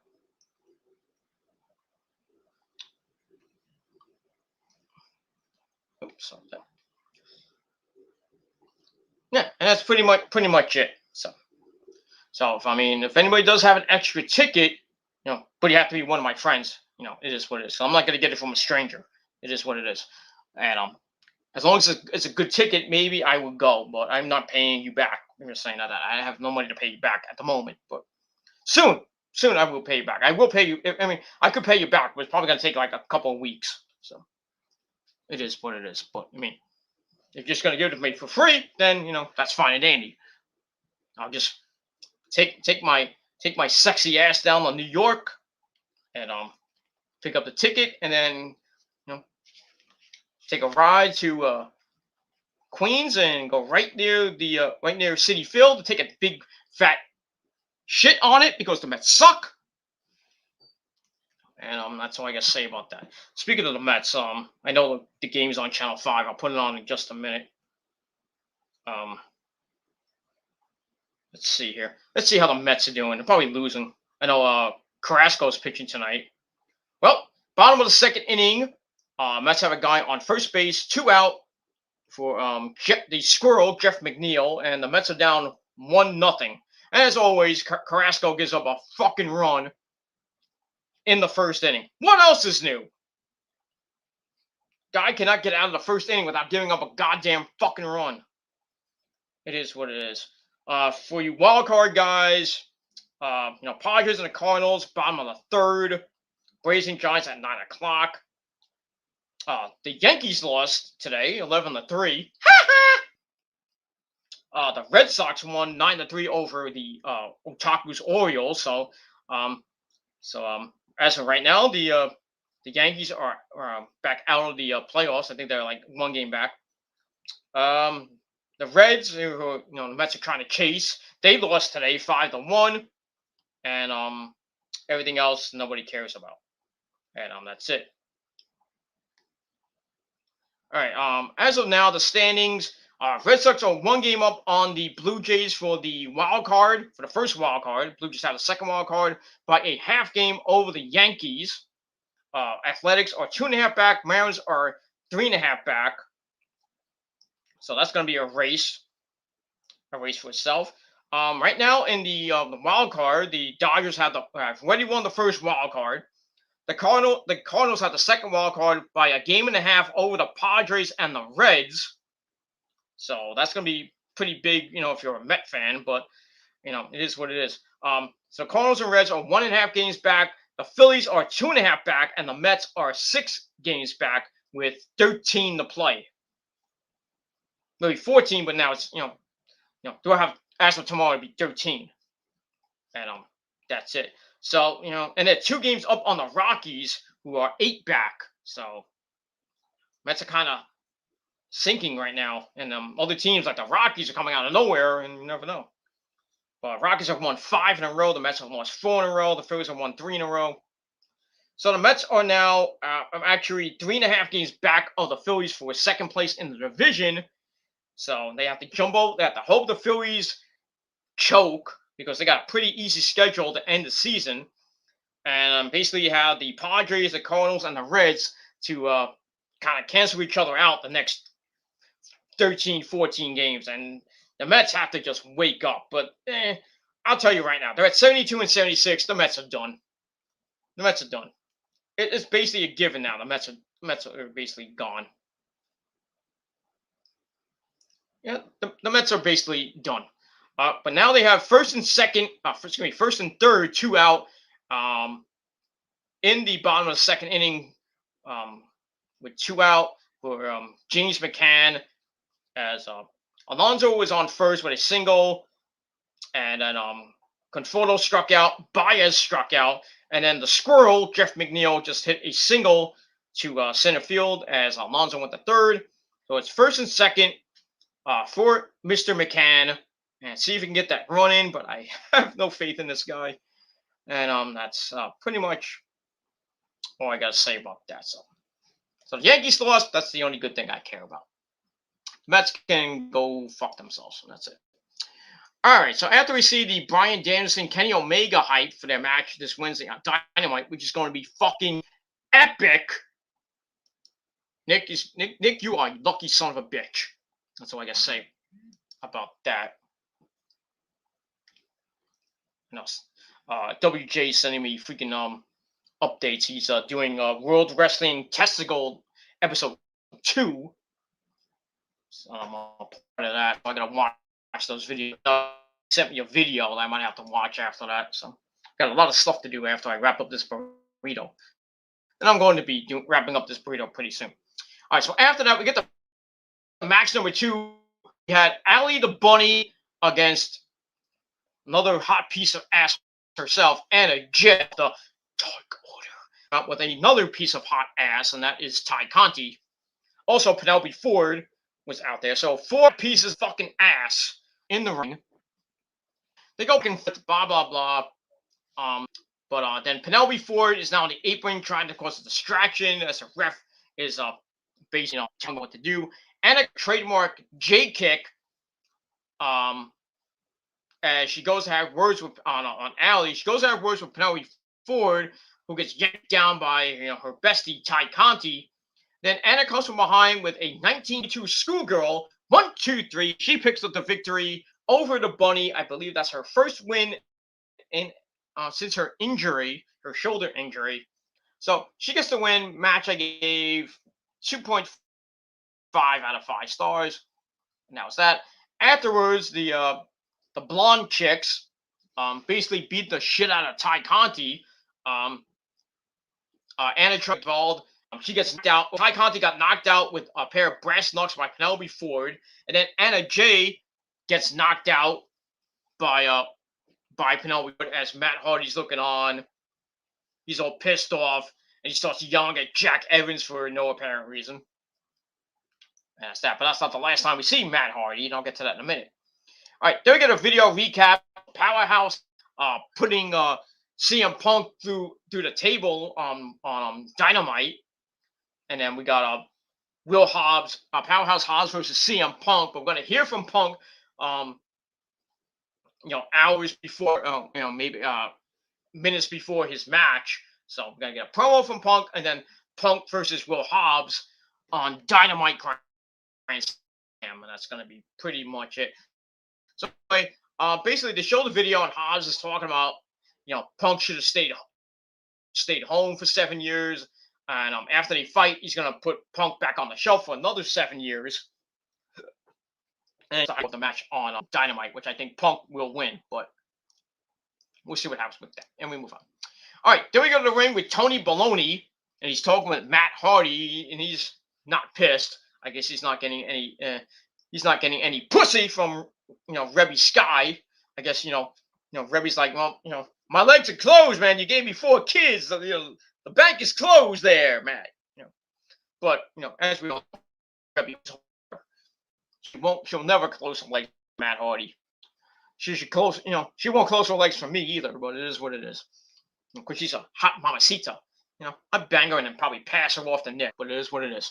Anyway, so basically he promises Anna Jay will pay next week. So I guess we're gonna get Penelope Ford and Anna Jay in a match on Rampage that nobody gives a crap about. He also says Proud and Powerful and the Lucha Bros will also pay next week when they have their 8-man tag team match. So there's 2 of your matches for Rampage Grand Slam. He's also upset at a guy who's dressed up as Orange Cassidy, looked like a plant or I don't know what it was. So he goes out of the ring as him and Jack Evans attack this guy's fat guy. They bring him in the ring. Hardy hits the twist of fate. Then they have some scissors. They cut off the poor guy's ponytail. And did you notice the guy was like this? He was like, I'm getting my head shaved. Not even selling the fucking move. Fucking idiot. So anyway, Evans comes in with some shears and clippers and stuff. He shaves the side of the side of the side of this fat fuck's head, just to add insult to injury. And then the real Orange Cassidy comes out for the save as Hardy and Evans make their exit. So just to hype up their hair versus hair match, whatever that might be. And I hope Orange Cassidy wins, and we'll see Matt Hardy bald. And that'll probably be a scary sight for Reby Hardy to see. But then again, knowing Reby Hardy, the whore that she is, she'd probably like it and pop out another kid for Matt Hardy. Number 5. Close your legs, you fucking slut. That's all I gotta say about that. I'm not gonna say it to her face, but she needs to kind of close the bank. You can have as much sex as you want, but please wrap it up next time. That's all I gotta say about that.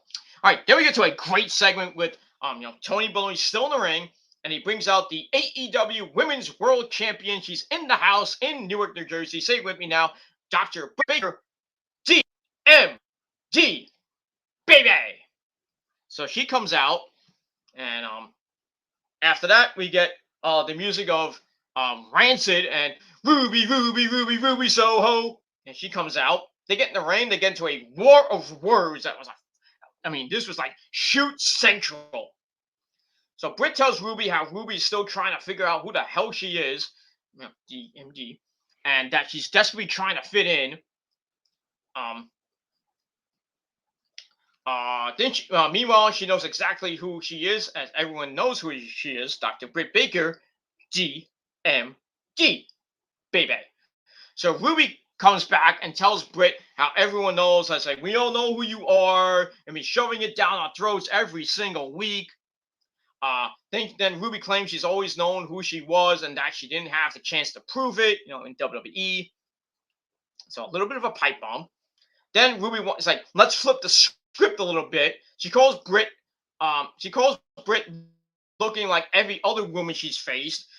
Basically calling her, Britt, you're self-centered, you're entitled, and basically, you're banging some guy in the back. So I let a little shot to, right to her cojones, because as we all know, Britt Baker's banging Adam Cole maybe in the back, among others. Anyway, so Britt's like, oh, I'm not gonna take that. And she goes right back, tells Ruby, basically you didn't run, you call yourself the runaway, but you really didn't run away from anything. You got fired. So Jericho and freaking Excalibur and Taz like, oh, this is a roast. This is great. I'm loving it. So Ruby comes back and tells Britt, she's like, there's nothing wrong with that. That's probably the best thing that ever happened to me because it brought me here to AEW. And then she's like, look at my eyes, Britt. Look at my eyes. And basically telling us like, look at my eyes and look at the woman that you're, or whatever like that. She says, well, basically, if you can open your eyes because your head is so full up Tony Khan's ass, you smell what he probably farted or whatever. Damn. And then Ruby tells Britt after Dynamite next week, she can call herself anything she wants. She just won't be called the AEW Women's Champion. So that ends that. And then Britt tries to hit Ruby with a belt, but it backfires. And then Ruby takes her down. So, a little bit of ground and pound, which really didn't connect. And then Britt leaves the ring as Ruby holds up the belt as, Ruby Soho, the track, kicks back in. So that was an epic fucking segment, and I gave that 3.5 out of 5 stars. I can't wait for Wednesday to see this match. Ruby Soho versus Britt Baker, baby. 1-on-1 for the title. I think Britt Baker's going to win. I think she's eventually going to lose to Anna Jay. I have a feeling. I just have this feeling she's either going to lose to Anna Jay or maybe Thunder Rosa. So I can't see anybody else who could probably beat her. Maybe, I was going to say Jade Cargill, but they kind of fucked that up at the Casino Battle Royale when she did not win. So I still think Jade Cargill should be champion by next year. Maybe by Revolution. But I think Britt will hold the belt, I think, till Full Gear, and then lose it to maybe Anna Jay. Then Anna Jay will probably lose it to, I don't know. I'd like to see Anna Jay hold the belt for a year. But it is what it is. Britt's held the belt for basically 5 months now, so that's that. So I gave that 3.5 out of 5 stars. All right, then we get to Mark Henry and his usual interview right before the main event. It's going to be between Fuego del Sol and Miro. Miro smash CK Petty, pussy. Yeah. So Mark can't believe Fuego's putting his car on, and his brand new car that he got, when he signed with AEW. He's like, I can't believe you put your car on just to get a goddamn title shot. So Fuego's like, as far as I'm concerned, I almost shocked the world a couple weeks ago, and he says that he's gonna slay Giant. He's gonna slay the Giant. So Miro tells Fuego his offering basically means nothing to him, as basically like, you're nothing and it's nothing to me. That matters. Take the victory because I love celebrating victories with God up high and my wife down low. Oh, I bet you do there, Miro. Miro, Lana loves to suck that, and that's why you love to give her anal. Really, come on. Lana, anal. Who wouldn't want to fuck Lana at this point? She is very flexible from what Miro says. Go have fun with Lana. Or CJ Perry, whatever the fuck her name is. Go have fun. I'd have a grand time. I have a grand slam time with Lana. I can go like this. I can, flip her around, give her a helicopter spin, Then, next thing you know, she's landing on my dick, and I just go, done. Says, get out of here. Go back to Miro. And then Miro comes in and tries to break my back and everything. But before he breaks my back, I break Lana's back. I fuck her in the ass, and I make her humble. That's all I have to say about that. All right, so Miro will redeem Fuego once and for all. Blah blah blah blah. All right, so we get to the match. Match was not really that great. Starts with how much time we got here? We're gonna end this pretty quick. They go back and forth. Fuego almost won a couple of times. Miro tries to do a DDT. Fuego counts with a double stomp, followed by a double stomp on Miro's neck. Ow. Fuego connects with a short DDT. Then he tries to look for sliced bread, but Miro begins the onslaught with some strikes to Fuego's face, some ground and pound, then his body, followed by a boot to face. Miro connects with a side kick to the back of Fuego's head. So he hit the macho kick not once but twice. So the second time he hit it, Fuego was done, and he gives a lackadaisical cover. 1, 2, 3. Miro retains the TNT title, and he gets Fuego del Sol's car. Not that he needed it anyway. So that match I gave 3 out of 5 stars. Afterwards, he takes the keys and shoves it in Fuego's mouth. Then he locks in the accolade with the keys in his mouth. Yeah. And then we're like, who's gonna save him? Who's gonna save him? Sammy Guevara comes out, his best friend. He comes out for the save. Miro makes his exit, but Miro got the title. And Sammy takes the title. He starts holding it up. He's like, come and get it. But Miro eventually gets it as him and Sammy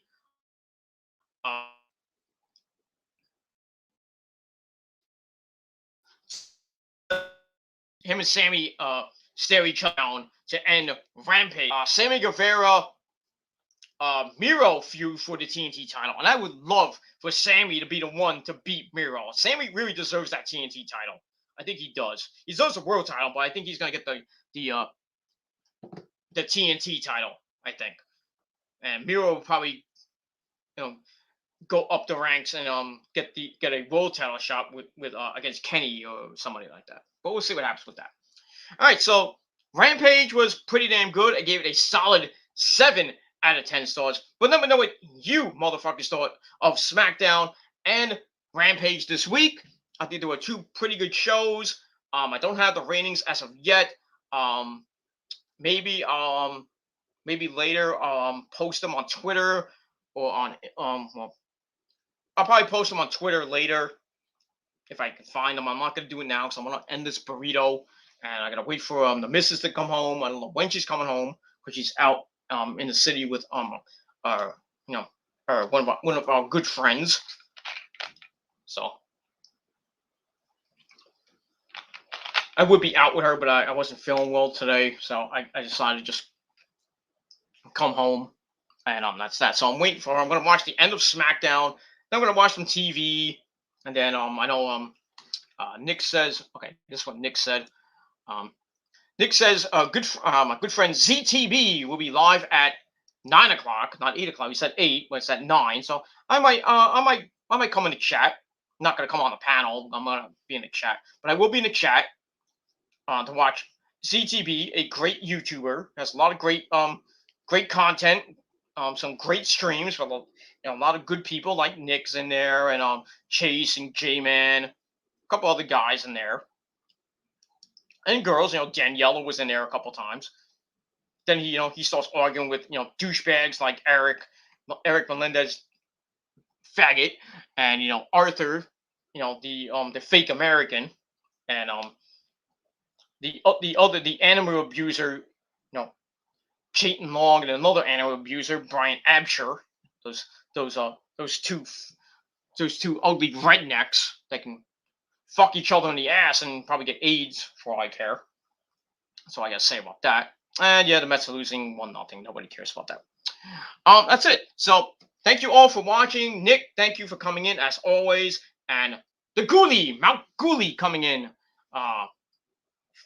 my chat. Thank you for coming in. And that's pretty much all I gotta say about that. All right, so I'm gonna wrap up this burrito. I'm gonna edit it up, and then I'm gonna probably watch some TV, and then I'm gonna maybe watch ZTP stream, and do some other things here and there before the missus comes home, because I gotta go to bed early tonight, because I gotta get up early tomorrow, and I gotta get out of here, get in my car, and head on down to Coney Island for the Cyclones game tomorrow, the final game of the High A season for the Cyclones as they face the Jersey Shore. I think that's the Yankees affiliate. I think. I don't even know. I don't know, but yeah, it's the last game of the season. I got the tickets from my dad, and he had a friend who had season tickets, and I guess he wasn't going to the game. He gave it to me.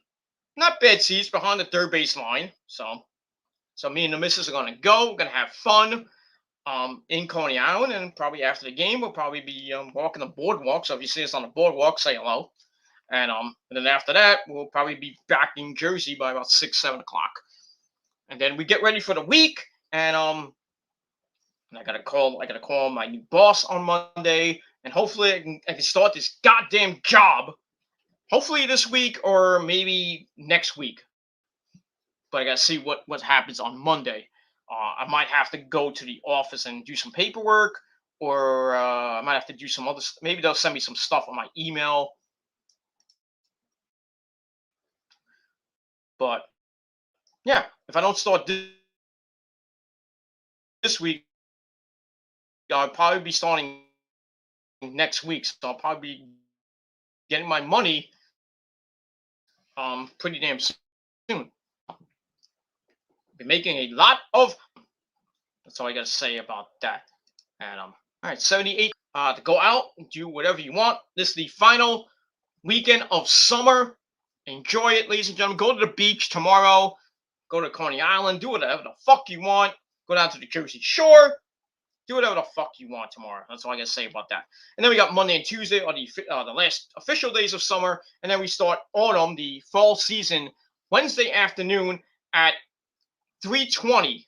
So, and that's that. It's supposed to rain that night. So it's not, I don't think it's going to affect, Dynamite Grand Slam and Rampage Grand Slam. The tapings and everything. Well, not the show and everything, because I think they're under a dome, so I think everything should be fine for those shows on Wednesday, and that's pretty much all I got to say about that. So next week, this coming week is going to be a big week of action in the world of professional wrestling. We got Raw on Monday with that 6-man tag team match with the Bloodline against the New Day, and then we got episode 2 of the new NXT 2.0. We got the Cruiserweight title on the line between Kushida and Roderick Strong. We'll see what happens with that. And we'll see what happens with Ciampa, Tommaso Ciampa, the new NXT World Champion for a third time. We'll see where he goes from here. His little stare down with Brock Breaker, Rick Steiner's son. We'll see what happens with that. And some other stuff that's going to happen on NXT 2.0 next week. Then we got the big ones, Dynamite Grand Slam on Wednesday, 2-hour show, and then on Friday we got Smackdown for 2 hours, and then we got Rampage Grand Slam for 2 hours. So, and that's that. And then this next Sunday we got Extreme Tools, which is gonna suck. So, but it is what it is. And I will be doing a prediction show next Saturday, the 25th, on episode 205 of the Gilmore Chronicles. So check that out. And that's it. I might be doing a stream tomorrow. Maybe tomorrow night, if I get, depending on how I feel when I get home from Coney Island and everything. I might be tired. I might just take a nap, and then maybe I might do a late night stream, like around maybe 9, maybe 10 o'clock, just to shoot the shit. On a late Sunday night. We'll talk about some wrestling. We'll talk about some other things that I wanted to talk about tonight, but since the missus probably come home, I don't think I'm gonna have enough time. But it is what it is, and that's all I gotta say about that. All right, final comment from Nick. Now, I'm surprised we have these SJWs wanting to cancel Ric Flair.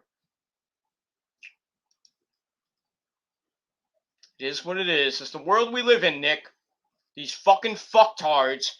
They just want to cancel everybody. They want to cancel Tommy Dreamer. They want to cancel Ric Flair. They want to cancel everything. They just don't want us to have fun. And that's all I got to say about that. And that's it. And we'll see what happens with that. So anyway, that's it for my video. Thank you all for watching. Once again, Nick, thank you for coming in. Mount Gully, thank you for coming in. Go Bears. Well, for you. But it is what it is. And that's pretty much all I gotta say about that. I'm probably gonna watch the rest of the Met game. Not that I give a shit. And then wait for the missus to come home. Hope we have some maybe have some late night dinner. And then go to sleep. And then get up in the morning, have some breakfast, and then get the hell out of the house. And I'll be out the house probably most of the day. And that's all I gotta say about that. And that's it. All right, Nick's got more to say. That's not the one I wanted. Nick says, I dealt with a group of African Americans on YouTube that want Ric Flair canceled. Oh, that's not good. Just stay out of it. Stay out of it, Nick. It's not your, not your place to say anything. Just be careful on that one. All right, I missed that comment. Nick says I gave my opinion, and they say I am okaying rape culture and a racist. Let me guess, that was Arthur's stream. Because you know how he, he's okay with people beating up their wives and raping their women and everything. I do it for the culture. I do it for the culture. You understand? And most of them are racist there anyway. And that's it. Fucking BOM supporting Karens. Yeah, that's kind of true. Okay, it wasn't Arthur's stream. Okay, but yeah, fuck him. Okay, no, it wasn't Arthur's stream. All right, so my apologies to Arthur then. Not that I give a shit. But okay, it was on somebody else's channel. Okay, yeah, but just stay out of it. Because you don't want a war to start.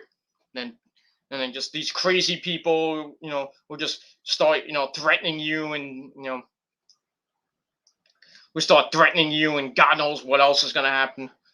They'll wish death on you. They'll just do ridiculous, childish fucking shit.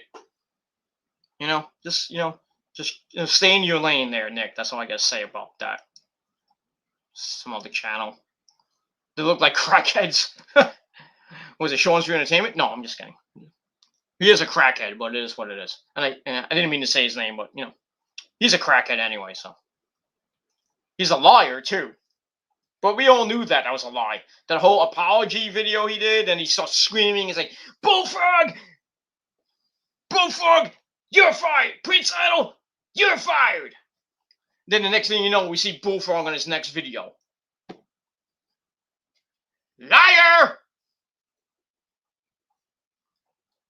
And like you said, it's like, Oh, my main channel almost got flagged down. Bullshit. It almost got deleted. Yeah, you said that. You said that the first time when you got your copyright strike from Tony from Revere, and then you said that your channel got hacked. No proof. And now you said your channel got flagged. Not once, you said it once, no proof. Now you're saying it again. Where's the proof? And then you get rid of 2 of your videos. You put them on private like a little pussy that you are. And then you put the apology video back up. Not that anybody cares, because basically everybody has both those videos, saved their computer. With the ending to one of those videos, you're like, what the hell? And then you're looking and you throw down your freaking stupid microphone. Fuck you. That's why C-Man C-Man basically raped you, ripped you a new asshole and raped you at the same time. But you probably liked it. Anyway, we got Ethereal Leone in the chat. He says, hey guys, hey, what's going on, man? And that's all I got to say about that. All right, so we're gonna wrap up this burrito. We're gonna finish watching the rest of Smackdown. It's basically over right now. Watching it's on the Becky Bianca final segment. It's about to end where Becky picks up Bianca and hits the rock bottom on her. Should have threw it right through the fucking table where that key was. That's all I got to say about that.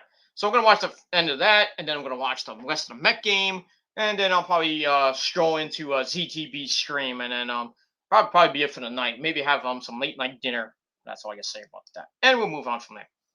All right, Ethereal Lion is tired, so go take a nap. That's all. That's all I got to say about that. Yeah, it's a long day. It's almost 8:30 here in the Northeast, or wherever you may be. And that's all I got to say about that. All right, everybody. Thanks for watching. Once again, 6.25 out of 10 stars for SmackDown.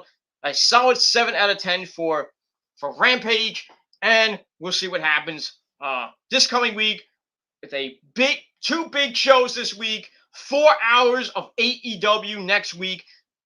2 hours on Wednesday with a Dynamite Grand Slam from Arthur Ashe Stadium in Queens, New York City.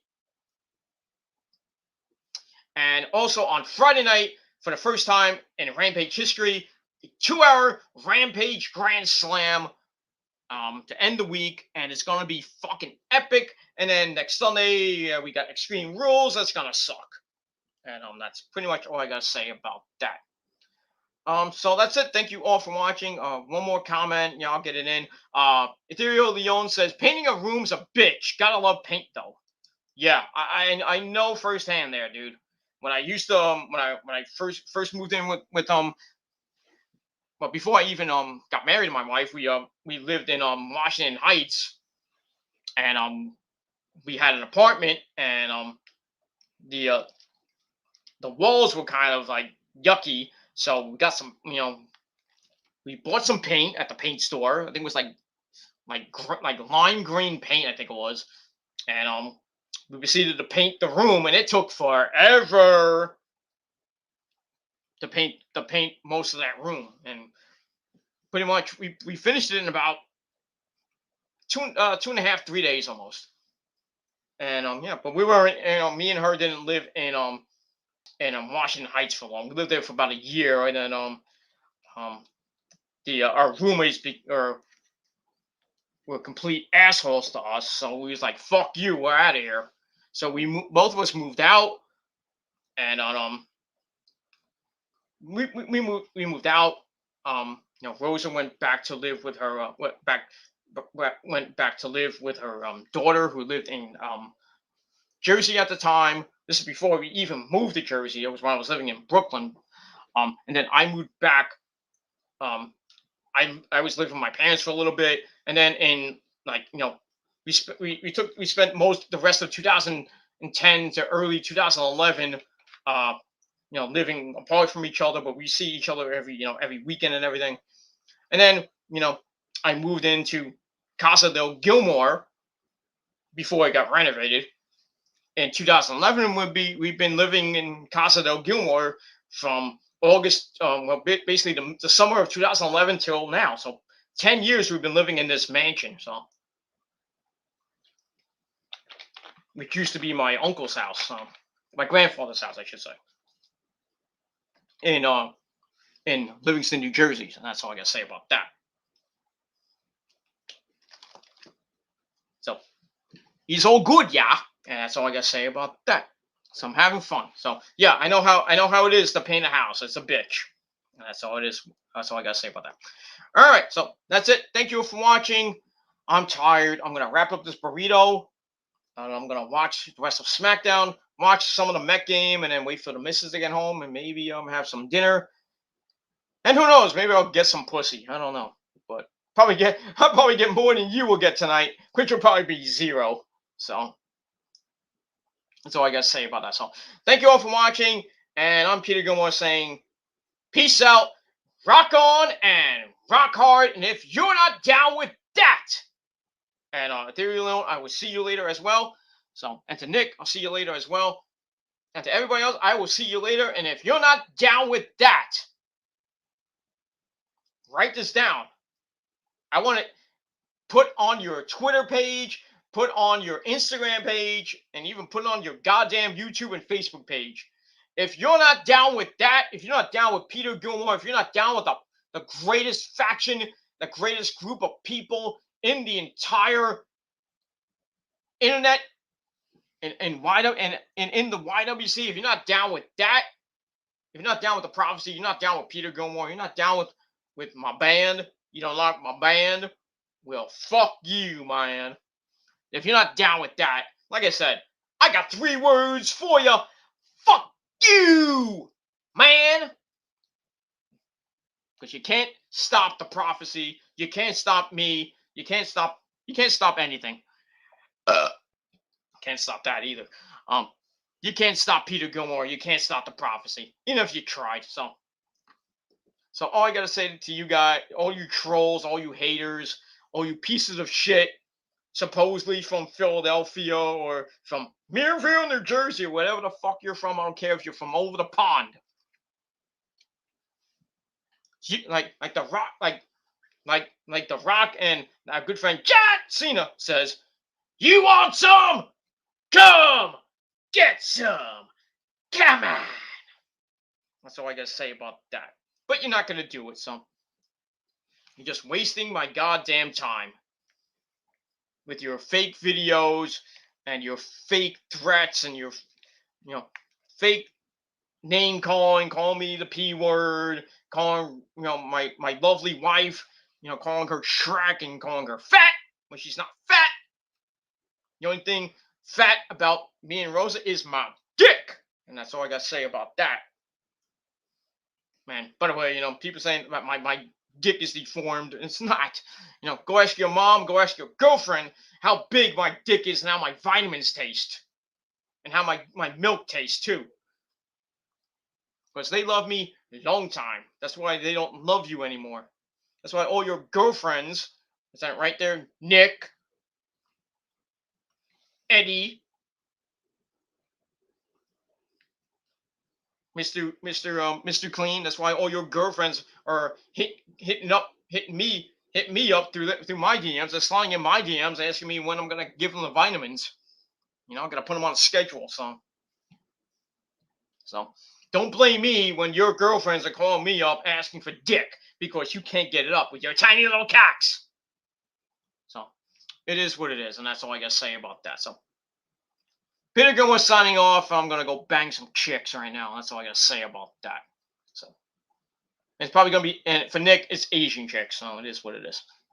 So yeah, I'm gonna go in the bedroom and go have some hot sushi sex with Kairi Sane and Io Shirai, and that's all I gotta say about that. And then maybe later on I'll have a hardcore match with Sasha Banks, the boss, and that's all I gotta say about that. So thank you for watching. I'm out of here, and we'll see you next time. Peace.